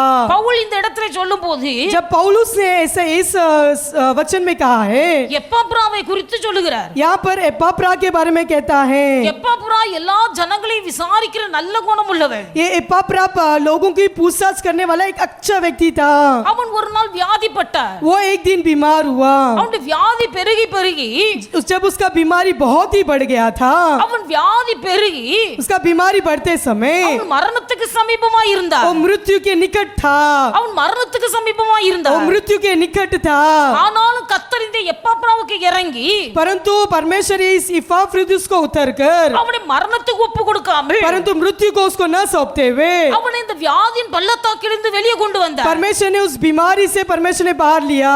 ஆனாலும் இந்த எப்பாப்ராவுக்குள்ளே ஒரு மன வியாகுல, परंतु इस एपाप्रा के मन में एक व्याकुल था, நான் ஒரு ஊழியக்காரன், मैं तो एक सेवक हूँ, நான் ஜனங்களை விசாரிக்க मैं கூடியவன், तो लोगों की पूछताछ करता हूँ, ஜனங்களுக்காக ஜெபிக்க கூடியவன், मैं तो लोगों के लिए प्रार्थना करता हूँ, ஜனங்களுக்கு ஆலோசனை சொல்லக்கூடியவன். और लोगों को मैं सूचना कहता हूँ, ஆனால் நானே வியாதிப்பட்டு படுத்து விட்டேனே. और मैं ही खुद बीमार होकर सो गया हूँ। நான் வியாதிப்பட்டது மட்டுமல்ல, सिर्फ मैं बीमार नहीं हुआ, நான் வியாதி படுக்கையில இருந்ததை ஜனங்கள் அறிந்து கொண்டார்களே. मेरे बीमारी के हाल को लोग जानते हैं। இதை நினைக்கும் போது எப்பாப்ராவுக்குள்ளே ஒரு வியாகுலம் உண்டாகிறது. ये सोचते समय एपाप्रा का मन बहुत ही व्याकुल हुआ। தேவனுடைய பிள்ளைகள் இன்றைக்கு நம்முடைய வாழ்க்கையில் அப்படிப்பட்ட வியாகுலங்கள் பெருகலாம். ऐसी हमारे जीवन में भी व्याकुल बढ़ता है। அநேகருடைய சரீரத்தில் இருக்க வியாதி நிமித்தமாய் வியாகுலங்கள் பெருகிறது. आज बहुत लोगों के शरीर में होने वाली बीमारी के कारण व्याकुल बढ़ता है। அவருடைய பிள்ளைகள் விசுவாசத்திலே உறுதியாய் நின்றவர்கள் जो विश्वास में सिर खड़े थे, இன்றைக்கு சரீரத்தில் வியாதிப்படும் போது, जब आपके दिन शरीर में बीमार होते समय,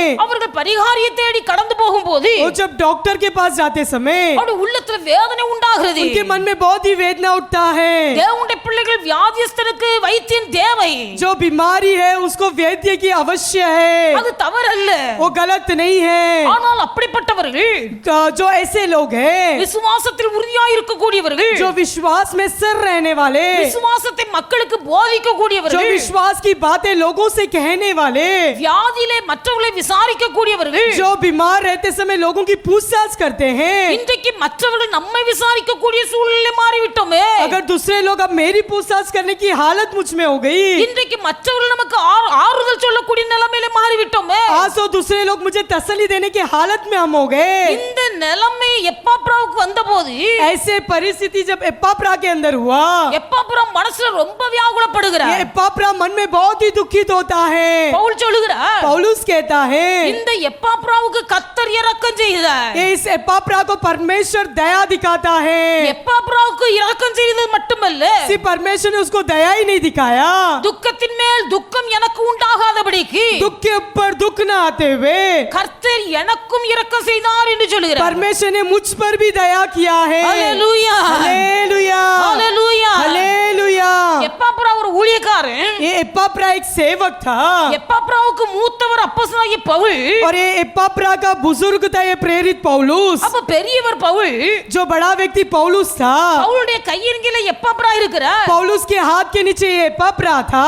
இந்த எப்பாப்ராவுக்கு வியாதிப்பட்டு மரித்தால் जब अगर एप्पाफ्रा मृत्यु के कारण, ये बीमारी के कारण मरते समय, பவுல் ஏற்கனவே உபத்திரவத்தின் பாதையில் நடந்து கொண்டிருக்கிறார். पौलुस तो पहले ही क्लेश के मार्ग में वो बढ़ रहा था. வேதத்தில் வாசிக்கிறோம், हम शास्त्र में पढ़ते हैं, பட்டணங்கள் தோறும் இந்த பவுலுக்கு கட்டுகளும் காவல்களும் வைக்கப்பட்டிருக்கிறது. परंतु नगर नगर में इस पौलुस के लिए बंधक नहीं रखा था.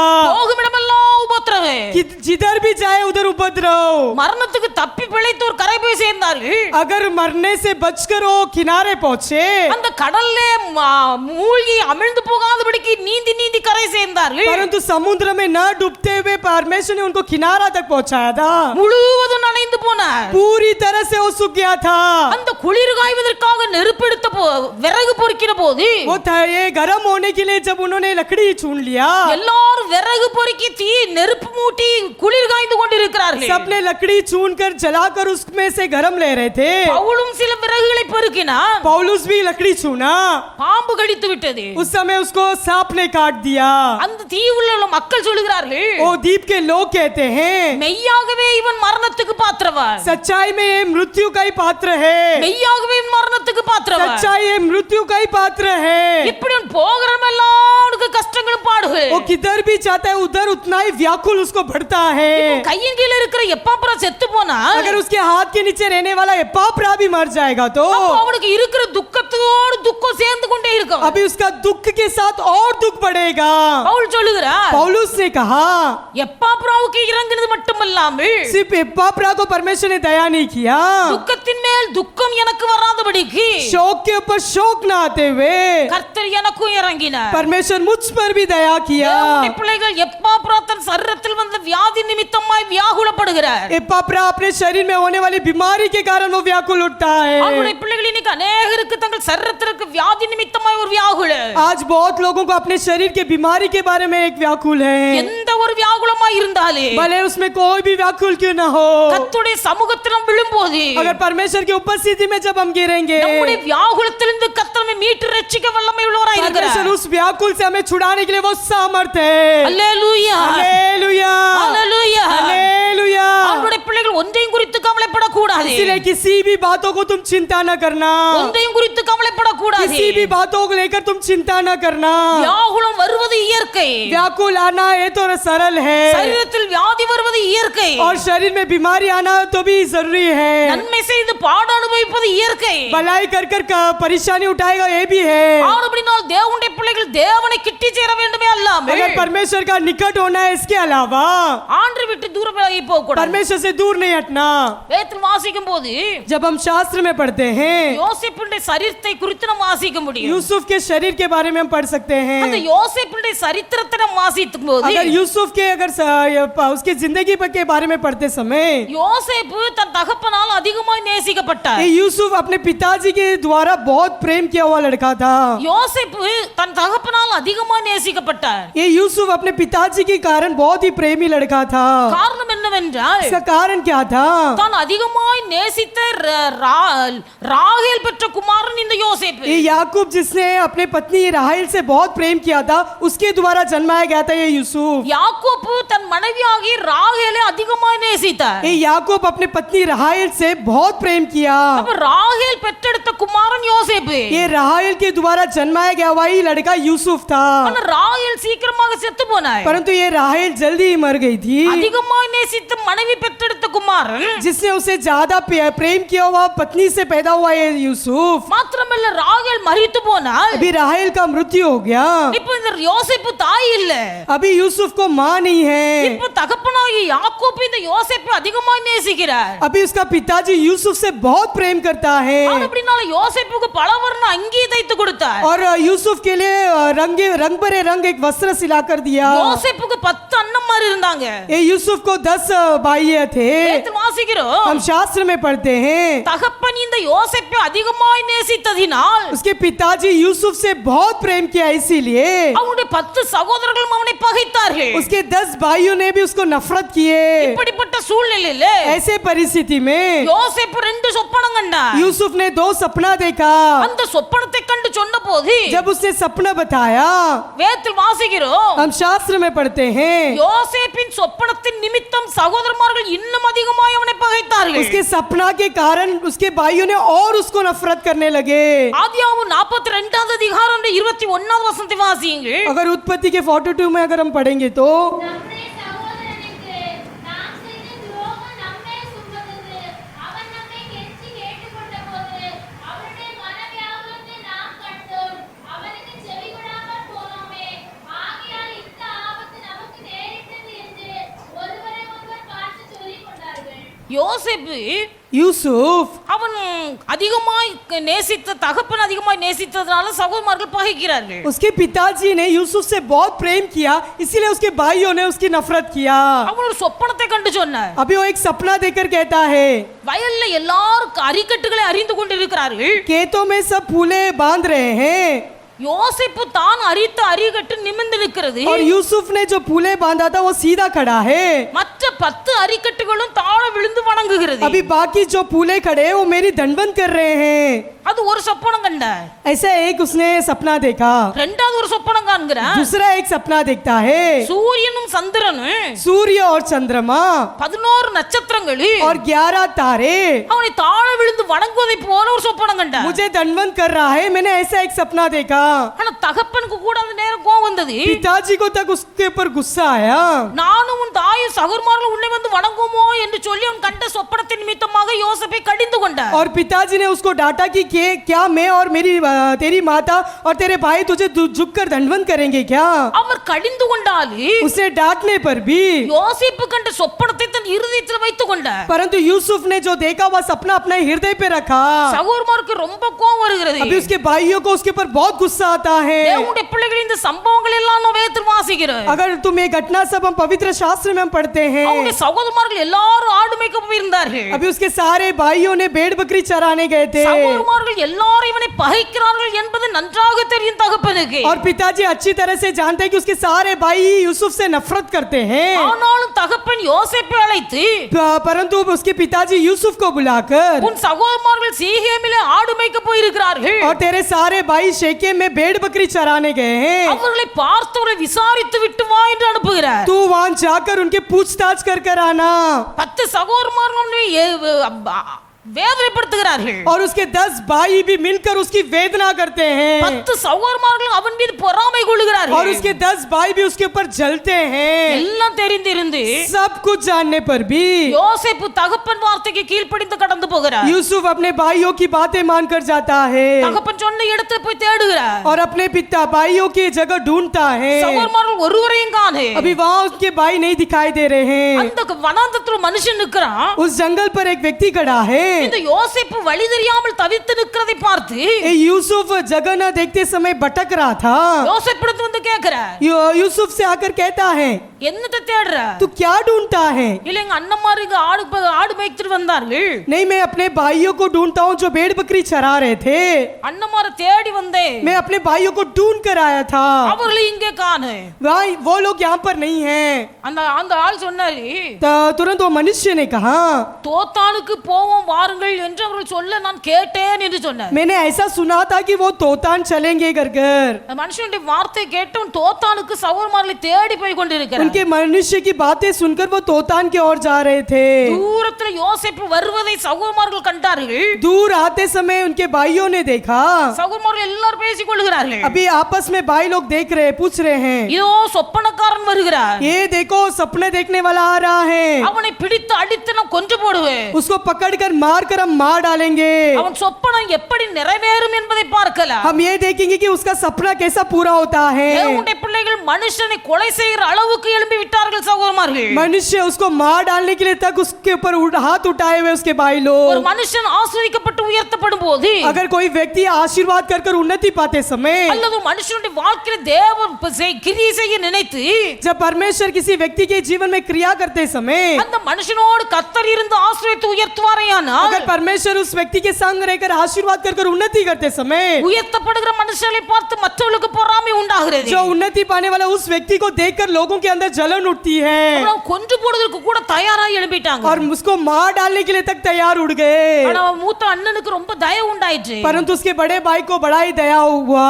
அண்ணன் மூத்தவர் சொன்னாரு, बड़ा लड़के बड़े भाई ने कहा, அவன் ரத்தத்தை சிந்துவதனால் நமக்கு என்ன லாபம்? उसका लहू बहाने से हमें क्या मिलेगा. அவன் நம்ம குழியில அவனை கொன்று போட வேண்டாம். उसको हमें मार नहीं डालना है, இந்த குழியில இறக்கி விட்டுறோம். हम इस खड्डे में डाल देंगे. ஆண்டவருடைய பிள்ளைகள் வேதத்தில் வாசிக்கிறோம். हम शास्त्र में पढ़ते हैं, சகோதரமார்கள் उसके भाइयों, யோசேப்பு உடுத்திருந்த அந்த பலவர்ணமான அங்கியை பிடித்து கிழித்து, जो यूसुफ ने पहना था वो रंग बिरंगे कपड़े को खींच कर, ஏன்னா அவன் உடுத்திருந்த வஸ்திரம் தான் அவங்களுக்கு ரொம்ப பொறாமை இருந்தது. क्योंकि वो जो पहना था रंग बिरंगे कपड़े ही उनके लिए बहुत जलन दे रहा था. அந்த வஸ்திரத்தை கலற்றி उस कपड़े को उन्होंने निकाल कर அவனை ஒரு குழியில தூக்கி போட்டார்கள். उसको एक खड्डे में उठाकर डाल दिया. தேவனுடைய பிள்ளைகள் परमेश्वर के लोग, அவன் போட்டிருந்த வஸ்திரத்தை கலற்றி விட்டு उसने जो पहना था वो कपड़ा निकाल कर அவனை ஒரு குழியில தூக்கி போட்டாங்க. उसको एक खड्डे में डाल दिया. இருதயம் எவ்வளவு उसका வேதனைப்பட்டிருக்கு. मन कितना ही वेदना उठा होगा.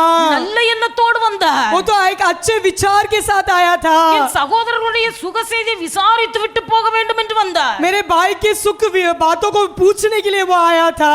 நல்ல எண்ணத்தோடு சகோதரர்களை பார்க்க வந்தபோது जब वो एक अच्छा विचार के साथ पूछने आने वाला व्यक्ति, சகோதரர்கள் பொறாமையினால் நிறைந்து उसके भाई लोग जलन के कारण அவன் உடுத்தியிருந்த அங்கியை கலற்றி उसे जो पहना था वो कपड़ा को निकाल कर குழியில इறக்கி விட்டார்கள். उसको खड्डे में डाल दिया. அதை வேதத்தில் நாம் வாசிக்கிறோம்.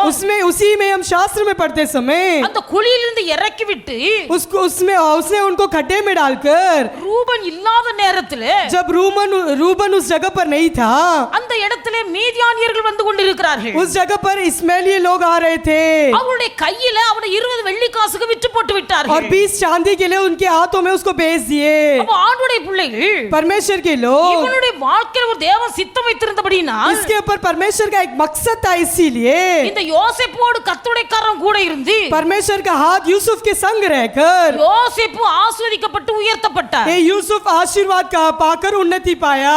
எல்லாருக்கும் தெரிந்த சம்பவம். ये सब हम सब कुछ जानते हैं. அண்ணன்மார் எல்லாரும் இவன் மீது பொறாமை கொண்டு उसके सारे भाई इस पर चलते हुए வஸ்திரத்தை கலற்றி விட்டு उसका पहना हुआ कपड़ा को निकालकर அவனை குழியில தூக்கி போட்டு उसको खड्डे में डालकर, குழியில போட்டது மட்டுமல்ல, सिर्फ खड्डे में ही नहीं डाला, அந்த வழியாய் வந்த இஸ்மவேலர் கையிலே, वो उसके मार्ग में जो आए हुए इस्माइलियों के हाथों में, அதாவது அவர்கள் வியாபாரம் பண்ணுகிறவர்களா இருந்தார்கள். क्योंकि वो लोग व्यापारी थे. வர்த்தகர்கள் என்று और எழுதப்பட்டிருக்கிறது. इस जगह पर व्यापार करने वाले लोग कर लिखा है அவர்கள் வியாபாரம் பண்ணுகிறார்கள். और वो लोग व्यापार करते हैं. அவருடைய கையில விற்று போட்டாங்க. उनके हाथों में उसको बेच दिए. சரீரத்துல வஸ்திரம் இல்ல. अभी उसके शरीर में कोई कपड़ा नहीं है. இஸ்மவேலர்கள் தூக்கிட்டு போயிட்டாங்க. अभी इस्माइली लोग उसको उठा कर ले गए அவனை பார்வோனுடைய அரண்மனையிலே அடிமையாய் விற்று போட்டார்கள். और उसको फिरौन के महल में एक दास के रूप में सौंप दिए.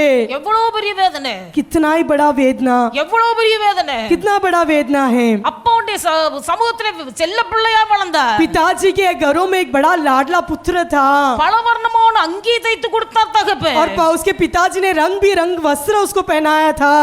கூட பிறந்த சகோதரமார்கள் जो उसके साथ जन्माए हुए उसके भाइयों ने அவனை பொறாமைப்பட்டு उसके ऊपर जलते हुए அவனை பகைத்து उसके ऊपर डहा कर அவனுடைய வஸ்திரங்களை கலற்றி उसके कपड़े को निकाल कर தண்ணீர் இல்லாத குழியில தூக்கி போட்டு जिस गड्ढे में पानी नहीं था उस पर डालकर அடிமைகளாய் விற்று போட்டார்கள். और दासीन के रूप में उसको बेच दिया। அதாவது அந்த பையனை வித்து போட்டாங்க, கடத்திட்டாங்க. मीन्स उस लड़के को उन्होंने बेच दिया। இந்த சூழ்நிலையோட இருதயம் எப்படி இருந்திருக்கு? ऐसे परिस्थिति में उसका मन कितना ही व्याकुल होगा।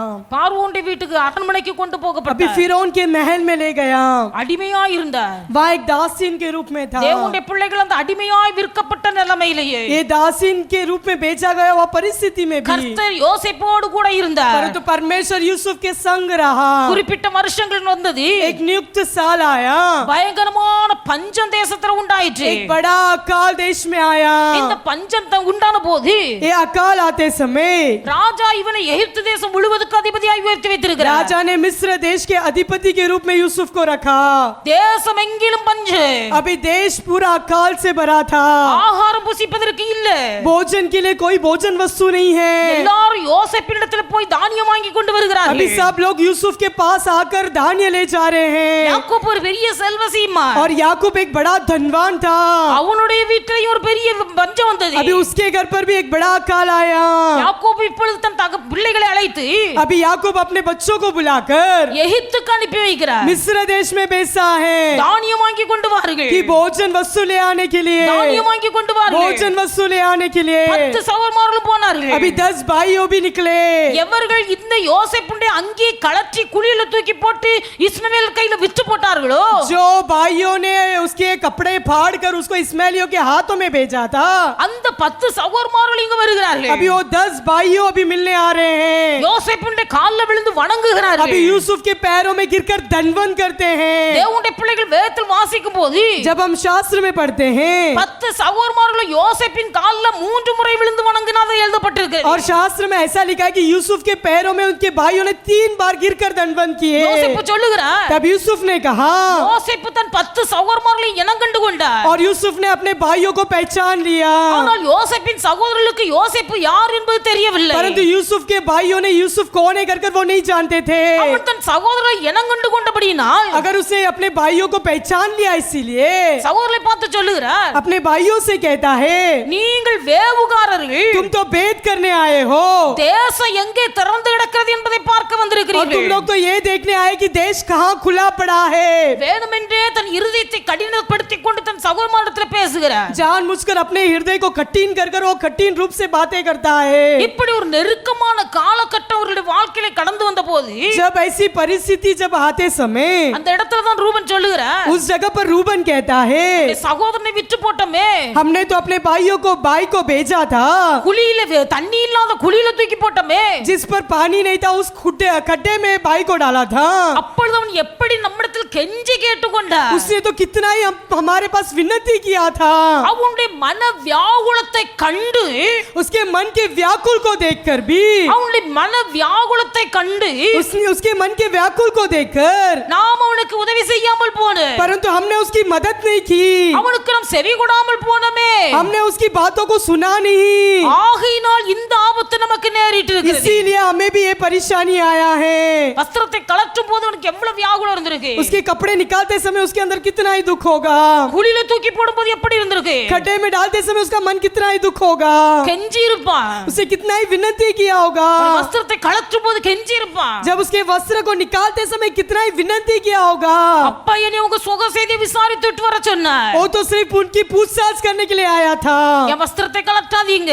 उसने कहा होगा कि मेरे कपड़े को मत निकालो, 10 அண்ணன்மார் சேர்ந்து நிக்கறானுங்க. क्योंकि उस 10 भाई एक साथ मिलकर खड़े थे। என் வஸ்திரத்தை கலட்டாதீங்க. मेरे कपड़े को मत निकालो, கெஞ்சி கூப்பிட்டு இருப்பான். उसे बड़े ही विनती किया होगा।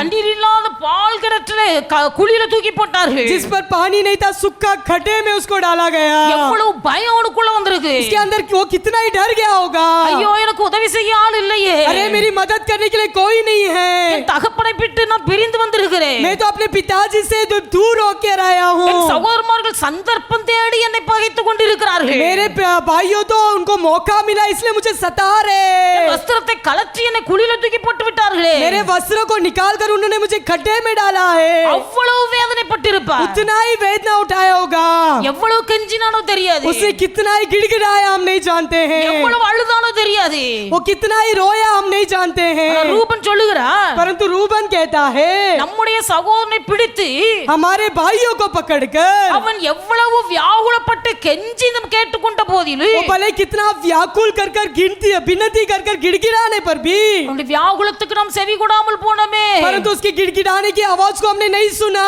அந்த ஆபத்து தான் இப்பொழுது நமக்கு வந்திருக்கிறது. वही विपत्ति हम पर आया है அவருடைய பிள்ளைகள் யோசேப்புடைய மன வியாகுலம் அந்த இடத்துல வெளிப்படுகிறது. यूसुफ की मन की व्याकुलता इस जगह पर प्रकट हो रही இன்றைக்கு है நம்முடைய வாழ்க்கையில் ஒருவேளை அப்படிப்பட்ட வியாகுலங்கள் இருக்கலாம். आज के दिन हमारे जीवन में भी ऐसी परिस्थिति होगा உங்களுடைய பிள்ளைகள் உங்களை பகைக்கிறவர்கள் अनेகர் இருக்கலாம். परंतु तुम्हारी नफरत करने वाले बहुत लोग होंगे உங்களை பகைக்கிறவர்கள் अनेகர் இருக்கலாம். तुम्हारी नफरत करने वाले बहुत लोग होंगे நீங்கள் அவர்களை நேசிக்கலாம், परंतु तुम उनसे प्रेम कर सकते हो ஆனால் அவர்கள் உங்களை பகைக்கலாம். परंतु वो लोग तुम्हें नफरत करते हैं அவர்கள் உங்களுக்கு தீங்கு செய்யலாம், परंतु वो तुम्हारी बुराई करते हैं ஆனால் உங்கள் வாழ்க்கையில் அப்படிப்பட்ட காரியங்கள் மனதை வியாகுலப்படுத்திக் கொண்டிருக்குமேயானால் अगर ऐसे बातें तुम्हारे मन में व्याकुल लाता हो तो அந்த வியாகுலத்தின் பாதையிலே கர்த்தர் உங்களோடு கூட இருக்கிறார் என்பதை மறந்து उस போகாதீர்கள். समय उस व्याकुल के समय में भी परमेश्वर तुम्हारा संग है ये नहीं भूलना தேவனுடைய பிள்ளைகள் மனுஷர்கள் உங்களை அற்பமாய் நினைக்கும் போது, और जब मनुष्य तुम्हें तुच्छ समझते समय ஒருவேளை உங்களை குறித்த ஒரு தேவ சித்தம் ஆசீர்வாதமாய் உன்னதமான நிலைமையில இருக்கும் போது, अगर परमेश्वर का इच्छा तुम्हें आशीर्वाद कर कर उन्नति स्थान में रखना ये मकसद हो तो அதை அறிந்த மக்கள் உங்கள் வாழ்க்கையை முடித்து விட வேண்டும் என்று நினைத்தாரே,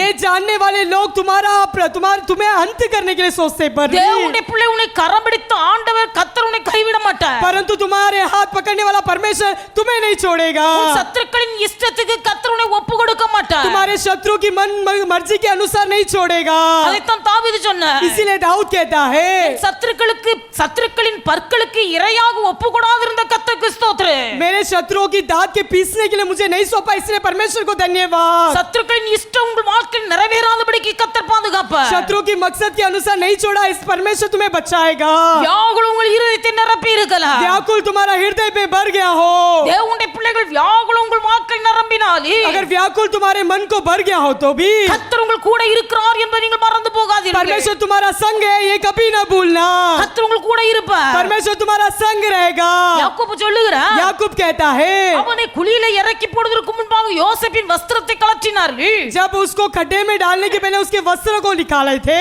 ஒரு ஆட்டுக்குட்டி அடித்து एक भेड़ को मारकर யோசேப்பின் வஸ்திரத்தை அந்த இரத்தத்தில் தோய்த்து अभी उसके यूसुफ के वस्त्र को उस बकरी के लहू में धोकर தகப்பனிடத்துல கொண்டு கொடுக்கிறார்கள். और उसके पिताजी के पास लेकर जाकर देते हैं இதோ ஒரு வஸ்திரம், ये देखो ये कपड़ा இது காட்டுல கிடந்தது, ये तो जंगल में पड़ा था இது உம்முடைய குமாரனாகிய யோசேப்பின் அங்கிதானோ பாரு. ये तो आपके बेटा यूसुफ का कपड़ा है क्या देखो எவ்வளவு வஞ்சகமான காரியங்கள். देखो कितना ही वो तंत्र रीति से काम कर रहे இவர்கள் हैं தான் வஸ்திரத்தை கலத்தினார்கள், ये लोग ने ही उसके कपड़ा निकाला था இவர்கள் தான் ஆட்டை வெட்டி அந்த இரத்தத்தில் இந்த வஸ்திரத்தை நனைத்தார்கள். ये लोग ही बकरी को मारकर उसके लहू से उस कपड़े को धोया था தகப்பனிடத்தில் கொண்டு காண்பித்து और पिताजी के हाथों में देकर இது உம்முடைய குமாரனாகிய யோசேப்பின் அங்கிதானோ பாரு என்று சொல்கிறார். और अपने पिताजी से कहते कि आपके बेटा यूसुफ का कपड़ा ही है ना देखो யோசேப்பு யாக்கோபுடைய இருதயம் அப்படியே கரைஞ்சு போச்சு, परंतु याकूब का हृदय उतना ही पिघल गया மிகுந்த वो வியாகுலப்படுகிறார். बहुत ही दुख उठाया வேதத்தில் வாசிக்கிறோம், हम शास्त्र में पढ़ते हैं அந்த ஆதியாகமத்தின் புஸ்தகத்திலே उत्पत्ति के पुस्तक 37வது அதிகாரம் அதை கண்டு இது என் குமாரனுடைய அங்கிதான் ஒரு துஷ்ட மிருகம் அவனை பட்சித்து போட்டது. யோசேப்பு உயிரிழந்து போனான் என்று புலம்பி தன் வஸ்திரங்களை கிழித்து தன் அறையில் இரட்டு கட்டிக்கொண்டு அநேக நாள் தன் குமாரனுக்காக துக்கித்துக் கொண்டிருந்தான்.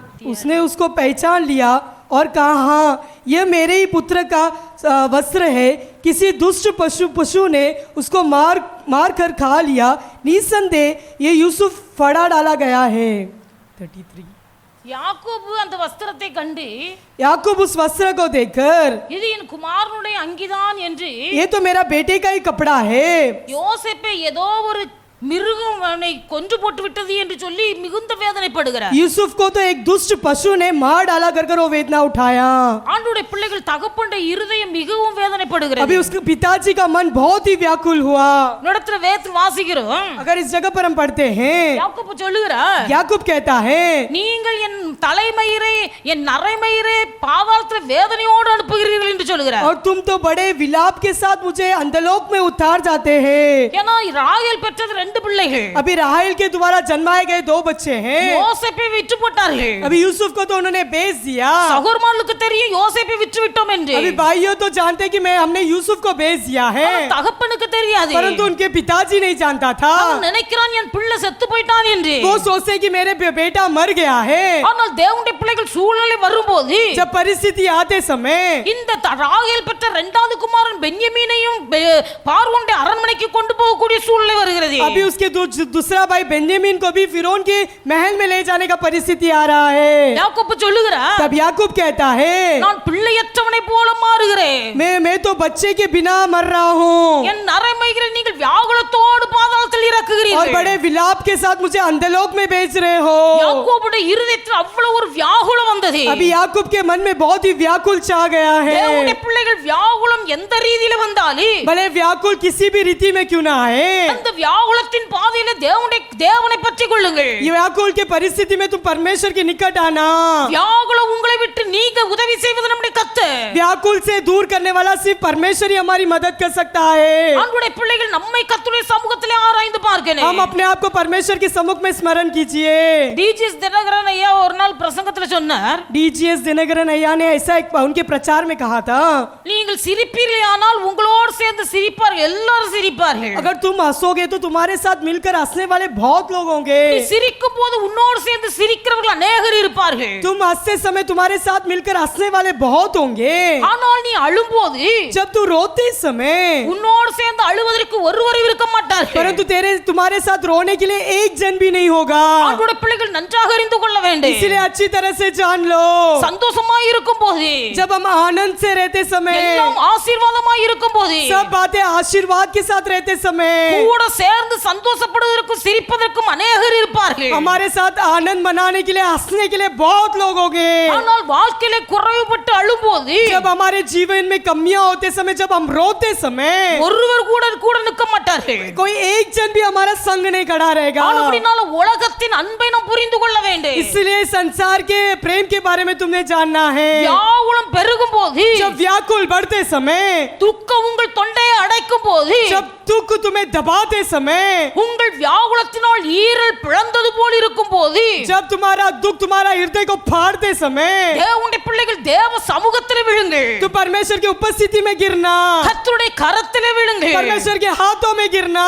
ஒரு மனுஷனுடைய வாழ்க்கையில வியாகுலம் என்பது பல ரீதிகளில் வருகிறது. परंतु एक व्यक्ति के जीवन में व्याकुल बहुत प्रकार से आता பல है, விதங்கள்ல வருகிறது. हर प्रकार से आता है. ஆனால் ஒன்றை அறிந்து கொள்ளணும், परंतु एक बात जान लेना இந்த है, வியாகுலம் உங்களை கர்த்தருடைய சமூகத்தை கிட்டி நெருங்க வைக்கிறது. ये व्याकुल तुम्हें परमेश्वर की उपस्थिति में और निकट ले आता இன்னைக்கு है. அநேகர் தங்கள் வாழ்க்கையில வியாகுலம் பெருகும் போது, जब आज के दिन बहुत लोगों के जीवन में जब व्याकुल बढ़ते समय, வாழ்க்கை வெறுத்து சாவை விரும்புகிறார்கள். वो अपने जीवन को नफरत कर मृत्यु की चाहत करते हैं. எலியா என்கிற தேவ மனுஷன் एलिया कर परमेश्वर का भक्त था.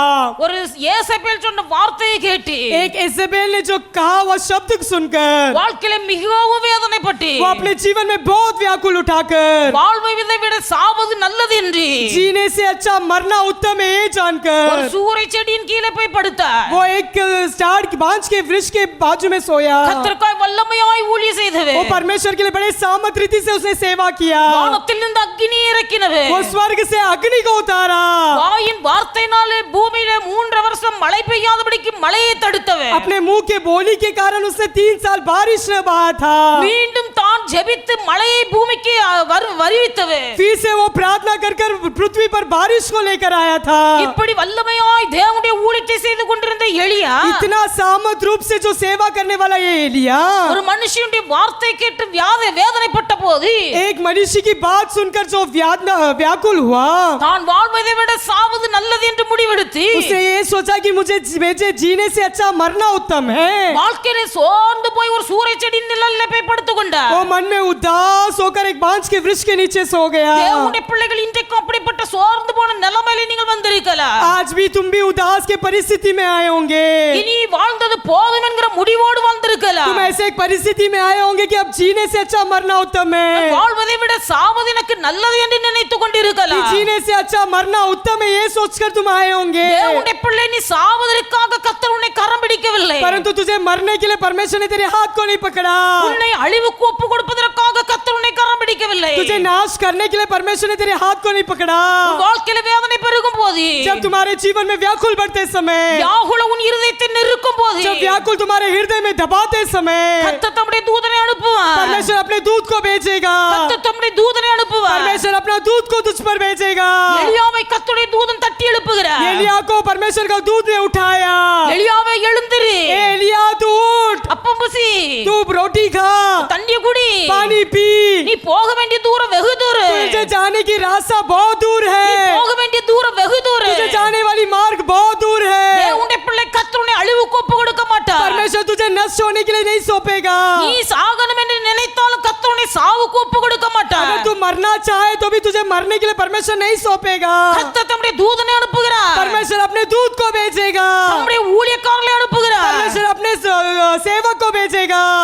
அப்பத்தை கொடுத்தார். रोटी को दिया, வேத வசனம் என்கிற அப்பத்தை உனக்கு தருகிறார். जो पवित्र वचन के द्वारा रोटी को तुम्हें देता है, பரிசுத்த ஆவி என்கிற தண்ணீரை और தருகிறார். पवित्र आत्मा के द्वारा पानी तुम्हें देता है। கர்த்தருடைய தூதன் கொடுத்த அப்பத்தையும் தண்ணீரையும் குடி பருகின எலியா जो परमेश्वर के दूत ने दिया हुआ रोटी और पानी को पिया हुआ एलिया 40 நாள் இரவும் பகலும் புசியாமலும் குடியாமலும் நடந்தான் என்று வாசிக்கிறோம். 40 दिन और रात खाए और न पिए बिना वो चला कर लिखा ஆண்டவருடைய है। பிள்ளைகள் நீங்கள் அழிவை தேடி கொண்டிருக்கும் போது, जब तुम नष्ट के और ढूंढते हुए जाते समय, மரணத்தை விரும்பி கொண்டிருக்கும் போது, मृत्यु को चाहकर तुम ढूंढते समय, அந்த மரணத்துக்கு உங்களை ஒப்பு கொடுக்காமல் परमेश्वर उस मृत्यु को तुम्हें न सौंपते हुए, தேவ சபையிலே தேவ தூதர்களைப் போல ஊழியர்களை கொண்டு கர்த்தர் உங்களோடு பேசுகிறார். परमेश्वर की उपस्थिति में दूत के समान सेवक के द्वारा तुम्हें परमेश्वर बातें करता है। அவர்கள் மூலமாய் பேசுகிற கர்த்தருடைய வார்த்தையை நீங்கள் உங்களுக்கு என்று எடுத்துக்கொள்ளுங்கள். परमेश्वर के द्वारा बातें करने वाली उस वचन को तुम पकड़ लो, கர்த்தருடைய வார்த்தை உங்களுக்கு என்று और எடுத்துக்கொள்ளுங்கள். परमेश्वर का वचन को तुम अपना लो।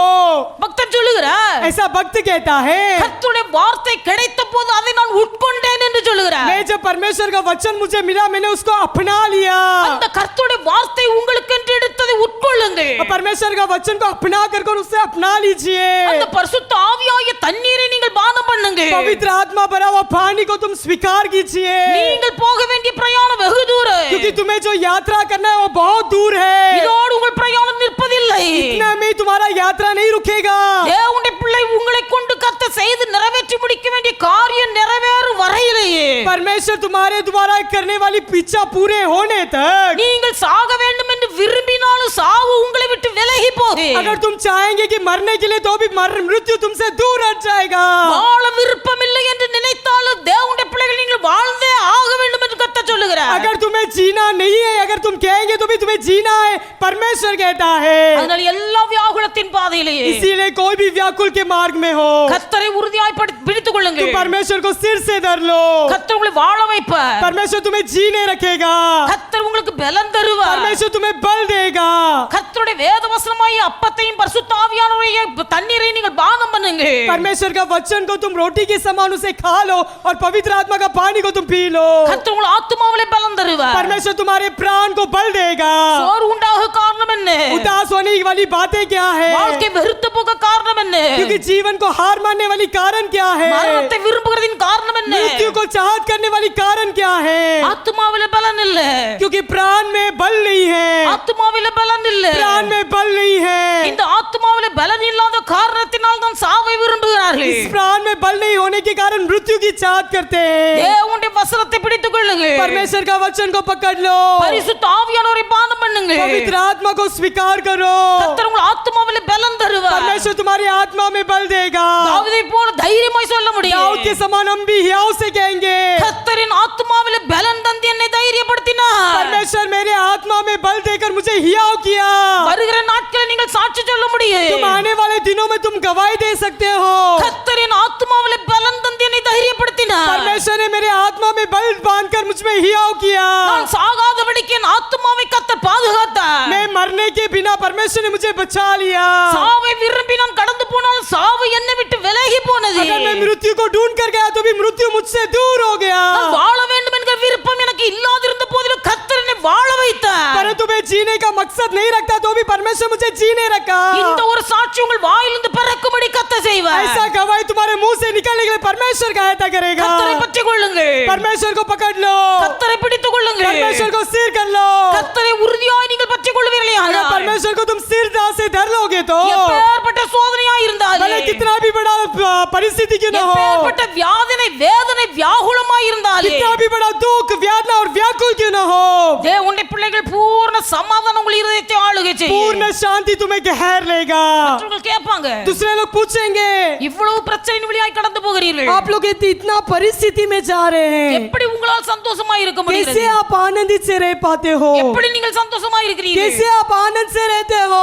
மனுஷர்கள் கேட்கும்போது जब मनुष्य पूछते समय தேவனுடைய பிள்ளைகள் தைரியமாய் சொல்ல हम முடியும், बड़े धैर्य से हम कह पाएंगे கர்த்தரின் கூட இருக்கிறார், परमेश्वर मेरे संग है, கர்த்தரை நான் உறுதியாய் பற்றி இருக்கிறேன். परमेश्वर को मैं स्थिरता से धर लिया हूँ। எல்லா சூழ்நிலைகளிலேயும் हर परिस्थिति में தேவ சமாதானம் என்னை பூர்ணமாய் ஆளுகை செய்கிறது. परमेश्वर का शांति मुझे पूर्ण रीति से घेर लिया தேவ है। சமாதானம் என்னை பூர்ணமாய் ஆளுகை செய்கிறபடியால் परमेश्वर का शांति पूर्ण रीति से मुझे घेर लिया, इसीलिए இப்பேற்பட்ட பாதையிலே நான் சந்தோஷமாய் இருக்கிறேன். इसलिए मैं ऐसे परिस्थिति में भी बड़े आनंद से रहता हूँ। ஹல்லேலூயா हालेलुया ஹல்லேலூயா हालेलुया ஹல்லேலூயா. हालेलुया। தேவனுடைய பிள்ளைகள் தைரியமாய் உங்கள் வாய் திறந்து சாட்சி சொல்லக்கூடிய ஒரு நாள் கர்த்தர் தருவார். इसलिए बड़े हियाव से परमेश्वर तुम्हें गवाही देने का मौका देगा। நீங்கள் தைரியமாய் சொல்லுங்க, तुम बड़े हियाव से कहो, தீயை கடந்து வந்தேன், मैं तो आग से चला था, தண்ணீரை கடந்து வந்தேன், पानी से चला था, அந்த தீயின் தண்ணீரை கடந்து வந்து मैं आग और पानी में चला था, கர்த்தர் என்னை இன்றைக்கு ஒரு செழிப்பான தேசத்திலே கொண்டு வந்திருக்கிறார். परंतु परमेश्वर ने आज के दिन हरियाली देश में मुझे रखा है। தீயின் தண்ணீரை கடந்து வந்தேன், आग और जल से मैं पार होकर आया था, கர்த்தர் என்னை செழிப்பான தேசத்திலே கொண்டு வந்திருக்கிறார். परंतु परमेश्वर ने मुझे हरियाली जगह पर रखा இப்படி है। சாட்சி சொல்கிற நாட்களை கர்த்தர் உங்கள் வாழ்க்கையிலே கொண்டு வருவார். ऐसे गवाही देने का मौका परमेश्वर आपके जीवन में ले आएगा। இப்படி சாட்சி சொல்லக்கூடிய நாட்களை கர்த்தர் உங்கள் வாழ்க்கையிலே கொண்டு வருவார். ऐसा गवाही देने का दिन परमेश्वर तुम्हारे जीवन में लाएगा। தேவனுடைய பிள்ளைகள் விசுவாசத்தோடு கர்த்தருடைய வார்த்தையை ஏற்றுக்கொள்வீர்களேயானால் अगर तुम विश्वास के साथ परमेश्वर के वचन को स्वीकारेंगे तो கர்த்தர் உங்கள் வாழ்க்கையிலே அற்புதத்தை செய்வார். तब परमेश्वर तुम्हारे जीवन में अद्भुत काम करेगा। நீங்கள் தைரியமாய் சொல்ல तुम முடியும், बड़े हियाव से कह सकते हो, அழுகையின் பள்ளத்தாக்கை நான் உருவ கடந்து வந்தேன். मैं तो रोने के फाटक से मैं चल कर आया था, அந்த அழுகையின் பள்ளத்தாக்கை நான் உருவ கடந்து வந்தேன். इस रोने के अंधलोक से मैं पार होकर आया था। கர்த்தர் என்னை அழுகையின் பள்ளத்தாக்கை இருந்து வெளியே கொண்டு வந்தார். परमेश्वर उस रोने के अंधलोक से मुझे बाहर निकाला। என் அழுகையின் பள்ளத்தாக்கை கர்த்தர் நீரூற்றாய் மாற்றினார். मेरे रोने के अंधलोक को परमेश्वर ने सोता बनाया। என் கண்களில் இருந்து வழிந்த கண்ணீரை கர்த்தர் களிப்பாய் மாற்றினார். मेरे आंखों से निकलने वाले आंसुओं को परमेश्वर ने आनंद कर दिया। வேதனையின் துக்கத்தை சந்தோஷமாய் மாற்றுகிற கர்த்தர் நம்முடைய ஆண்டவர். जो वेदना और दुख को आनंद में बदलने वाला है हमारा परमेश्वर। கர்த்தர் உங்கள் இருளை வெளிச்சமாக்குவார். परमेश्वर का तुम्हारा अंधकार को ज्योति करेगा। உங்கள் கோணலானவைகளை செவ்வையாக்குவார். तुम्हारे टेढ़े माड़े को परमेश्वर सीधा करेगा। உங்களை குறித்த தேவ சித்தம் நிறைவேறும் வரையிலேயே तुम्हारे ऊपर जो परमेश्वर का मकसद पूरा होने கர்த்தர் तक ஒரு நாள் கைவிட மாட்டார். परमेश्वर तुम्हें कभी हाथ नहीं छोड़ेगा। கர்த்தரை உறுதியாய் பற்றிக் கொள்ளுங்கள். परमेश्वर को बड़े स्थिरता से धर உங்கள் लीजिए। வேதனைகளுக்கெல்லாம் கர்த்தர் முற்றுப்புள்ளி परमेश्वर வைப்பார். तुम्हारे सारे वेदना को एक अंत करेगा। எல்லாரும் முழங்கால் हम படிடுவோம். सब घुटने में आएंगे, எல்லாரும் முழங்கால் सब படிடுவோம். घुटने में आएंगे, கர்த்தரை நோக்கி हम பார்ப்போம். परमेश्वर की ओर देखेंगे। இன்றைக்கு கர்த்தர் உங்கள் வாழ்க்கையில் ஒரு அற்புதத்தை செய்ய आज के விரும்புகிறார். दिन परमेश्वर तुम्हारे जीवन में एक अद्भुत काम करना चाहता ஆண்டவரை நோக்கி है। கூப்பிடுங்க. हम उसके ओर देखकर पुकारेंगे। வேதனை கர்த்தருடைய சமூகத்தில் இறக்கி வையுங்க. तुम्हारी वेदना को परमेश्वर के सम्मुख में उतारिए। உங்கள் மன வியாகுலங்களை கர்த்தருடைய சமூகத்தில் வாய் திறந்து சொல்லுங்க. तुम्हारे मन के व्याकुल को मुंह खोलकर परमेश्वर के सम्मुख में कहो, ஆண்டவரே, இந்த காரியம் என் மனதில் ஒரு பெரிய வியாகுலத்தை உண்டாக்குகிறது. हे परमेश्वर ये बात मेरे मन में बहुत ही व्याकुल देता இந்த है। குறிப்பிட்ட காரியம் என் வாழ்க்கையில் வியாகுலத்தை உண்டாக்குகிறது. ये नियुक्त बात मेरे मन में बहुत ही दुख देता இந்த है। குறிப்பிட்ட காரியம் என் தொண்டையை அடைக்கிறது. ये नियुक्त बात मेरे दुखों को बंद करता இந்த है। குறிப்பிட்ட காரியத்தினால் என் ஈரல் இலகி தரையில வடிகிறது. ये व्याकुल मेरे कलीजा को पिघल कर नीचे गिराता இவ்வளவு है। வேதனையின் மத்தியில் நான் வாழ்ந்து கொண்டிருக்கிறேன் हे ஆண்டவரே. परमेश्वर मैं इतने बड़े व्याकुल के बीच में जी रहा எனக்கு हूँ। இறங்கும் ஆண்டவரே. हे परमेश्वर मुझ पर दया எனக்கு कीजिए। இறங்கு. हे परमेश्वर मुझ पर दया கர்த்தரை நோக்கி कीजिए। கூப்பிடுங்க. हम परमेश्वर की ओर देकर கர்த்தருடைய पुकारेंगे। அற்புதத்தின் உங்கள் வாழ்க்கையில் வருகிறது. परमेश्वर तुम्हारे जीवन में अद्भुत करने का समय आ रहा है. கர்த்தர் உங்கள் வாழ்க்கையில அற்புதம் செய்கிற நாட்கள் வருகிறது. परमेश्वर तुम्हारे जीवन में अद्भुत करने का समय आ रहा தேவனுடைய பிள்ளை है. கர்த்தர் உன்னோடு கூட இருக்கிறார். परमेश्वर तुम्हारा संग है. கர்த்தர் உன் நடுவிலே வாசம் பண்ணுகிறார். परमेश्वर तुम्हारे बीच में वास करता கர்த்தர் है. உன் வாழ்க்கையில உலாவி கொண்டிருக்கிறார். परमेश्वर तुम्हारे जीवन में निवास करता தேவனுடைய है. பிள்ளை இனி நீ தீங்கை காணாதிருப்பாய். पर तुम्हारे परमेश्वर के लोग तुम बुराई नहीं देखोगे. இனி நீ தீங்கை காணாதிருப்பாய். से कोई बुराई तुम नहीं देखोगे. கர்த்தர் உன் வாழ்க்கையில இருக்கிறார். परमेश्वर तुम्हारे जीवन में கர்த்தர் है. உன் கூட இருக்கிறார். परमेश्वर तुम्हारा संग உன் है. வேதனை மாற்றுகிற கர்த்தர் உன் கூட இருக்கிறார். तुम्हारी वेदना दूर करने वाला परमेश्वर तुम्हारा संग தைரியமாய் है. வாய் திறந்து சொல்லுங்க. तुम धैर्य से मुंह खोल कर நான் बोलो. மரண இருளின் பள்ளத்தாக்கில் நடந்தாலே भले मैं मृत्यु के अंधलोक में चलूं, நான் பொல்லாப்புக்கு பயப்பட मैं மாட்டேன். बुराई से नहीं डरूंगा. நான் மரண இருளின் பள்ளத்தாக்கில் நடந்தாலே मैं मृत्यु के अंधलोक में चलूं, நான் பொல்லாப்புக்கு பயப்பட मैं மாட்டேன். बुराई को नहीं डरूंगा. தேவன் என் கூட இருக்கிறார். परमेश्वर मेरा संग தேவன் है. என் கூட இருக்கிறார். परमेश्वर मेरा संग கர்த்தர் है. என் பட்சத்தில் இருக்கிறார். परमेश्वर मेरा सहायक என் है. சத்துருக்கள் எவ்வளவாய் பெருகி இருந்தாலே शत्रु कितना भी बढ़े क्यों न என் हो, கூட இருக்கிற கர்த்தர் मेरे संग रहने वाला என் வாழ்க்கையை परमेश्वर சத்துருடைய இஷ்டத்துக்கு ஒப்பு கொடுக்க மாட்டார். मेरा जिंदगी शत्रु के मकसद के अनुसार नहीं सौंपेगा. என் வாழ்க்கையை சத்துருக்களின் இஷ்டத்துக்கு விட்டு விட மாட்டார். परमेश्वर शत्रु के मकसद के अनुसार नहीं सौंपेगा. இதுவரையிலே சத்துருக்களின் பற்களுக்கு என்னை இரையாய் ஒப்பு கொடாதிருந்த தேவன் जो अब तक शत्रु के दांतों के लिए नहीं सौंपा, இனியும் என் வாழ்க்கையை சத்துருக்களின் பற்களுக்கு இரையாக ஒப்பு கொடுக்க மாட்டார். अभी भी शत्रु के दांतों के साथ मेरा जिंदगी இந்த नहीं தேவன் सौंपेगा. என்றென்றைக்கும் என்னுடைய ये தேவன். परमेश्वर सदा सर्वदा मेरा இந்த परमेश्वर தேவன் है. என்றென்றைக்கும் உள்ள என்னுடைய தேவன். परमेश्वर सदा सर्वदा मेरा அவர் परमेश्वर என்னை है. மரண பரியந்தம் நடத்துவார். मुझे मृत्यु तक चलाएगा. அவர் என்னை மரண பரியந்தம் நடத்துவார். मुझे मृत्यु तक எல்லாரும் கரங்களை चलाएगा. தட்டி கர்த்தருக்கு நன்றி செலுத்துங்க. ताली बजाकर Glory, परमेश्वर की glory, महिमा glory, करेंगे. glory. Hallelujah. Hallelujah, hallelujah.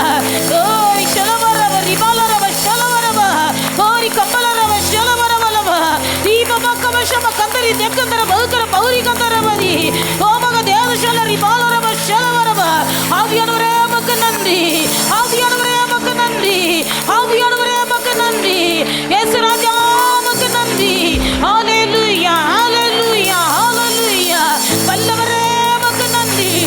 மகிமை தெய்வமே உமக்கு நன்றி. மாறாத தெய்வமே உமக்கு நன்றி. மனதுருக்கமுள்ள தெய்வமே உமக்கு நன்றி. ஹalleluya ஹalleluya ஹalleluya.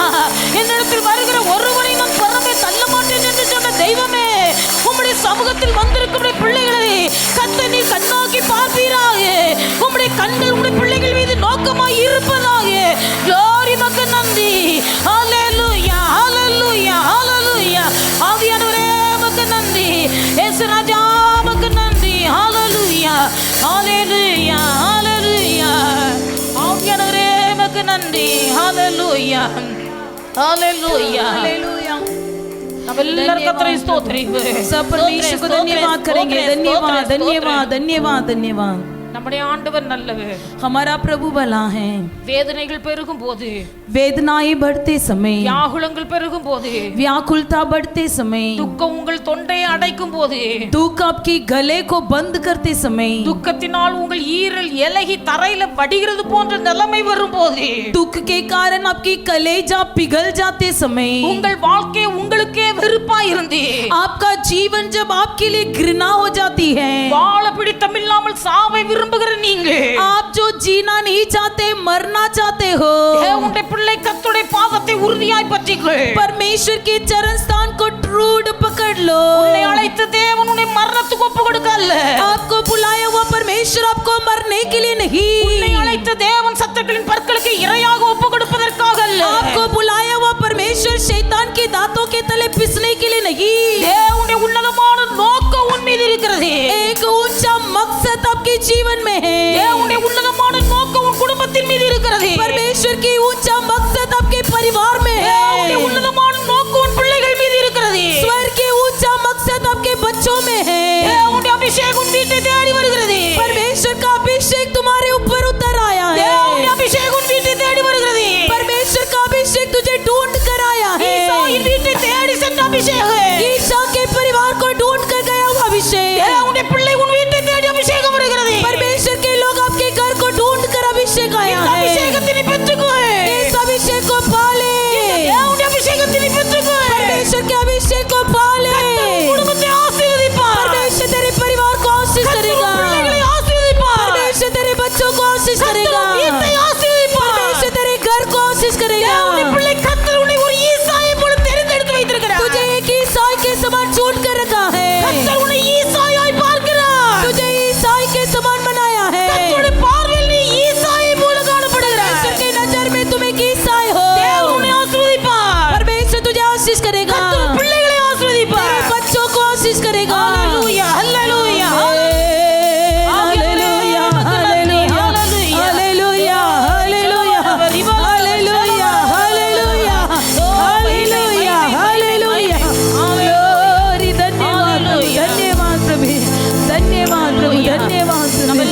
எழுந்து நிற்போம். हम सब खड़े हो जाएंगे. கத்தருக்கு காத்திருந்து கழுகு போல் பலனடைந்து செட்டைகளை அடித்து உயரே எழும்பிடுவாய். கத்தருக்கு காத்திருந்து கழுகு போல் பலனடைந்து செட்டைகளை அடித்து உயரே எழும்பிடுவாய். புது பலன் அடைந்திடுவாய். நீ புது பலன் அடைந்திடுவாய்.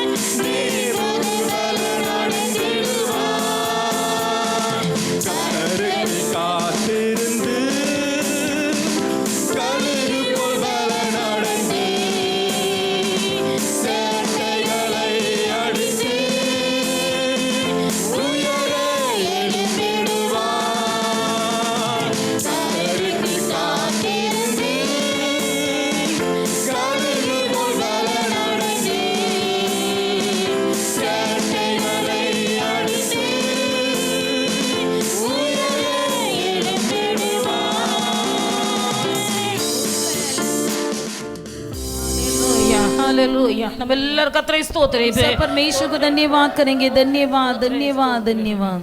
வியாகுலங்கள் நம்மில் வாழ்க்கையில பெருகும் போது हमारे जीवन में जब व्याकुलता बढ़ता है, கர்த்தரை விட்டு விலகி போகாமல் परमेश्वर से दूर नहीं हो जाते हुए, கர்த்தருடைய கரத்தில் விழுவது எனக்கு நல்லது என்று சொல்லி परमेश्वर के हाथों में गिरना ही मेरे लिए भला है इसे कहते हुए, நீங்கள் கர்த்தரை உறுதியாய் பற்றிக் கொள்ளுங்கள். आप परमेश्वर को स्थिर धर लीजिए। உங்கள் வியாகுலங்கள் துக்கங்கள் எல்லாவற்றையும் கர்த்தர் மாற்றுவார். आपकी सारी व्याकुलता, दुख, संकट सब परमेश्वर दूर करेगा। இதுவரையிலே உங்களை பாதுகாத்து வழிநடத்திய ஆண்டவர் अब तक आपको रक्षा करके आपकी अगुवाई किया हुआ परमेश्वर இனியும் சத்துருடைய கைகளுக்கு உங்களை ஒப்பு கொடுக்காமல் आगे भी शत्रु के हाथ में फंस न जाते हुए, சத்துருக்களுடைய பற்களுக்கு இரையாக உங்களை ஒப்பு கொடாமல் शत्रुओं की दांतों के तले पिस न जाते हुए, கர்த்தருடைய நாம மகிமைக்காகவே உங்களை கரத்தெடுத்து பயன்படுத்துவார். परमेश्वर के नाम की महिमा के लिए अपने हाथों में लेकर परमेश्वर आपको उपयोग करेगा। இந்த நல்ல தேவன் ये अच्छा परमेश्वर உங்களோடு கூட இருந்து आपके संग रहकर உங்களை மரண பரியந்தம் வழி நடத்த आपको मृत्यु तक अगुवाई करेगा। போதுமானவராய் இருக்கிறபடியினால் वही पर्याप्त होने के कारण ஆண்டவருடைய பிள்ளைகளிடம் எல்லாரும் हम கர்த்தரை सब परमेश्वर को धन्यवाद करेंगे। धन्यवाद धन्यवाद धन्यवाद ஆண்டவருடைய धन्यवाद। நாம மகிமைக்காக காணிக்கை கொடுத்த தேவனுடைய பிள்ளைகள் ஒவ்வொருடைய கையின் பிரயாசங்களை परमेश्वर के नाम की महिमा के लिए दान दिए हुए रे के हाथों की कमाई को கர்த்தர் ஆசீர்வதித்து பல மடங்காய் திருப்பி கொடுக்கும்படி परमेश्वर आशीष करके कई गुना अधिक पलटा कर देने के लिए நம்ம எல்லாரும் கர்த்தரை हम ஸ்தோத்திரிப்போம். सब परमेश्वर को धन्यवाद करेंगे। धन्यवाद धन्यवाद धन्यवाद। பிதாவாகிய தேவனை ஸ்தோத்திரிப்போம். पिता परमेश्वर को धन्यवाद करेंगे। धन्यवाद धन्यवाद धन्यवाद। இயேசு கிறிஸ்துவை पुत्र ஸ்தோத்திரிப்போம். यीशु मसीह जी को धन्यवाद करेंगे। धन्यवाद धन्यवाद। பரிசுத்த ஆவியானவரை पवित्र ஸ்தோத்திரிப்போம். आत्मा जी को धन्यवाद करेंगे। धन्यवाद धन्यवाद धन्यवाद। स्तुति धन्यवाद प्रभु परमेश्वर, हम आपकी स्तुति करते प्रभु जी। दिया हुआ इस सुनहरा समय के लिए धन्यवाद प्रभु। अभी तक आपके चरण स्थान में बैठकर परमेश्वर आपकी वचन को सुनने के लिए परमेश्वर आपने सहायता किया प्रभु जी। परमेश्वर हम आपको धन्यवाद करते प्रभु जी। परमेश्वर व्याकुलता बढ़ते समय, दुख बढ़ते समय, संकट बढ़ते समय परमेश्वर आपकी पैरों चरण स्थान में गिर कर परमेश्वर आपके हाथों तले गिरने के लिए परमेश्वर आपने हमसे बातें किया है प्रभु जी। परमेश्वर किसी भी हाल में किसी भी मनुष्य के पैर में न गिरते हुए, किसी भी मनुष्य के सामने न झुकते हुए प्रभु परमेश्वर आपके पैरों तले, आपके हाथों तले गिरे पड़े रहने के लिए, आपकी दया को पाने तक, आपके अनुग्रह को पाने तक, आपसे परमेश्वर जवाब मिलने तक, आपके चरण स्थान में गिरे पड़े रहने के लिए प्रभु परमेश्वर आप सहायता कीजिए प्रभु जी। जिसके द्वारा आप अर्रे के दुखों को दूर करेंगे प्रभु जी, अर्रे के आंसुओं को आप सुखों में बदल देंगे प्रभु जी, अर्रे की जीवन की संकट को परमेश्वर आप पलटा देंगे प्रभु जी। आज का जो ये मिस्रियों को तुम फिर कभी ना देखोगे, ये कहा हुआ परमेश्वर का वचन अर्रे के जीवन में परमेश्वर आप पूरा करेंगे प्रभु जी। इसलिए आपको धन्यवाद करते प्रभु। आपके हाथ हमारे संग रहकर हर एक को अगुवाई करे प्रभु जी। हर एक भाई बहनों के संग आपके हाथ रंगे प्रभु। जैसे यूसुफ के संग रहा, जैसे दाऊद के संग रहा, जैसे एलिया के संग रहा प्रभु जी। प्रतिदिन आपकी भोजन में, वचन के द्वारा आपकी भोजन में तृप्त होकर पवित्र आत्मा के अभिषेक की जल में प्रतिदिन परमेश्वर हम आगे बढ़ते जाने के लिए सहायता कीजिए प्रभु जी। अरे को परिवार से आशीष कीजिए, बच्चों को आशीष कीजिए, बड़ों को आशीष कीजिए प्रभु जी। हमारी सेवकाई को आपके हाथ में समर्पण करते प्रभु जी। सेवा करने वाले सेविका बहनों और भाइयों को आपके हाथों में समर्पण करते प्रभु जी। आपकी इच्छा एक जीवन में पूरा हो जाए। आप जो चाहते हैं, आपकी जो मकसद है वही हमारे जीवन में पूरा हो जाए प्रभु परमेश्वर। हम घटे, आपका नाम ऊंचा हो जाए। सारी आदर महिमा आप ही को देते हैं, यीशु मसीह के नाम से मांगते हैं प्यारे पिता, आमीन। என் ஆத்துமாவே கர்த்தரை ஸ்தோத்திரி, என் முழு உள்ளமே பரிசுநாமத்தை ஸ்தோத்திரி। हे मेरे मन योग धन्य उसके के किसी उपकार को नहीं भूलना, आमीन। நம்முடைய கர்த்தராகிய இயேசு கிறிஸ்துவின் கிருபையும், हमारा पिता परमेश्वर यीशु मसीह का अनुग्रह, பிதாவாகிய தேவனுடைய அன்பு, पिता परमेश्वर का प्रेम, பரிசுத்த ஆவியானவருடைய அந்யோன்ய ஐக்கிய சிநேகம், पवित्र आत्मा जी का सहभागिता இன்றும் என்றும் சகல நாட்களிலும் आजकल सदा सर्वदा நம் அனைவரோடும் கூட இருப்பதாக हमारे सबके संग रहे, ஆமென் आमीन। ஹalleluya हालेलुया ஹalleluya हालेलुया ஹalleluya हालेलुया। கர்த்தர் எல்லாரையும் ஆசீர்வதிப்பார்। परमेश्वर पर को आशीष करें।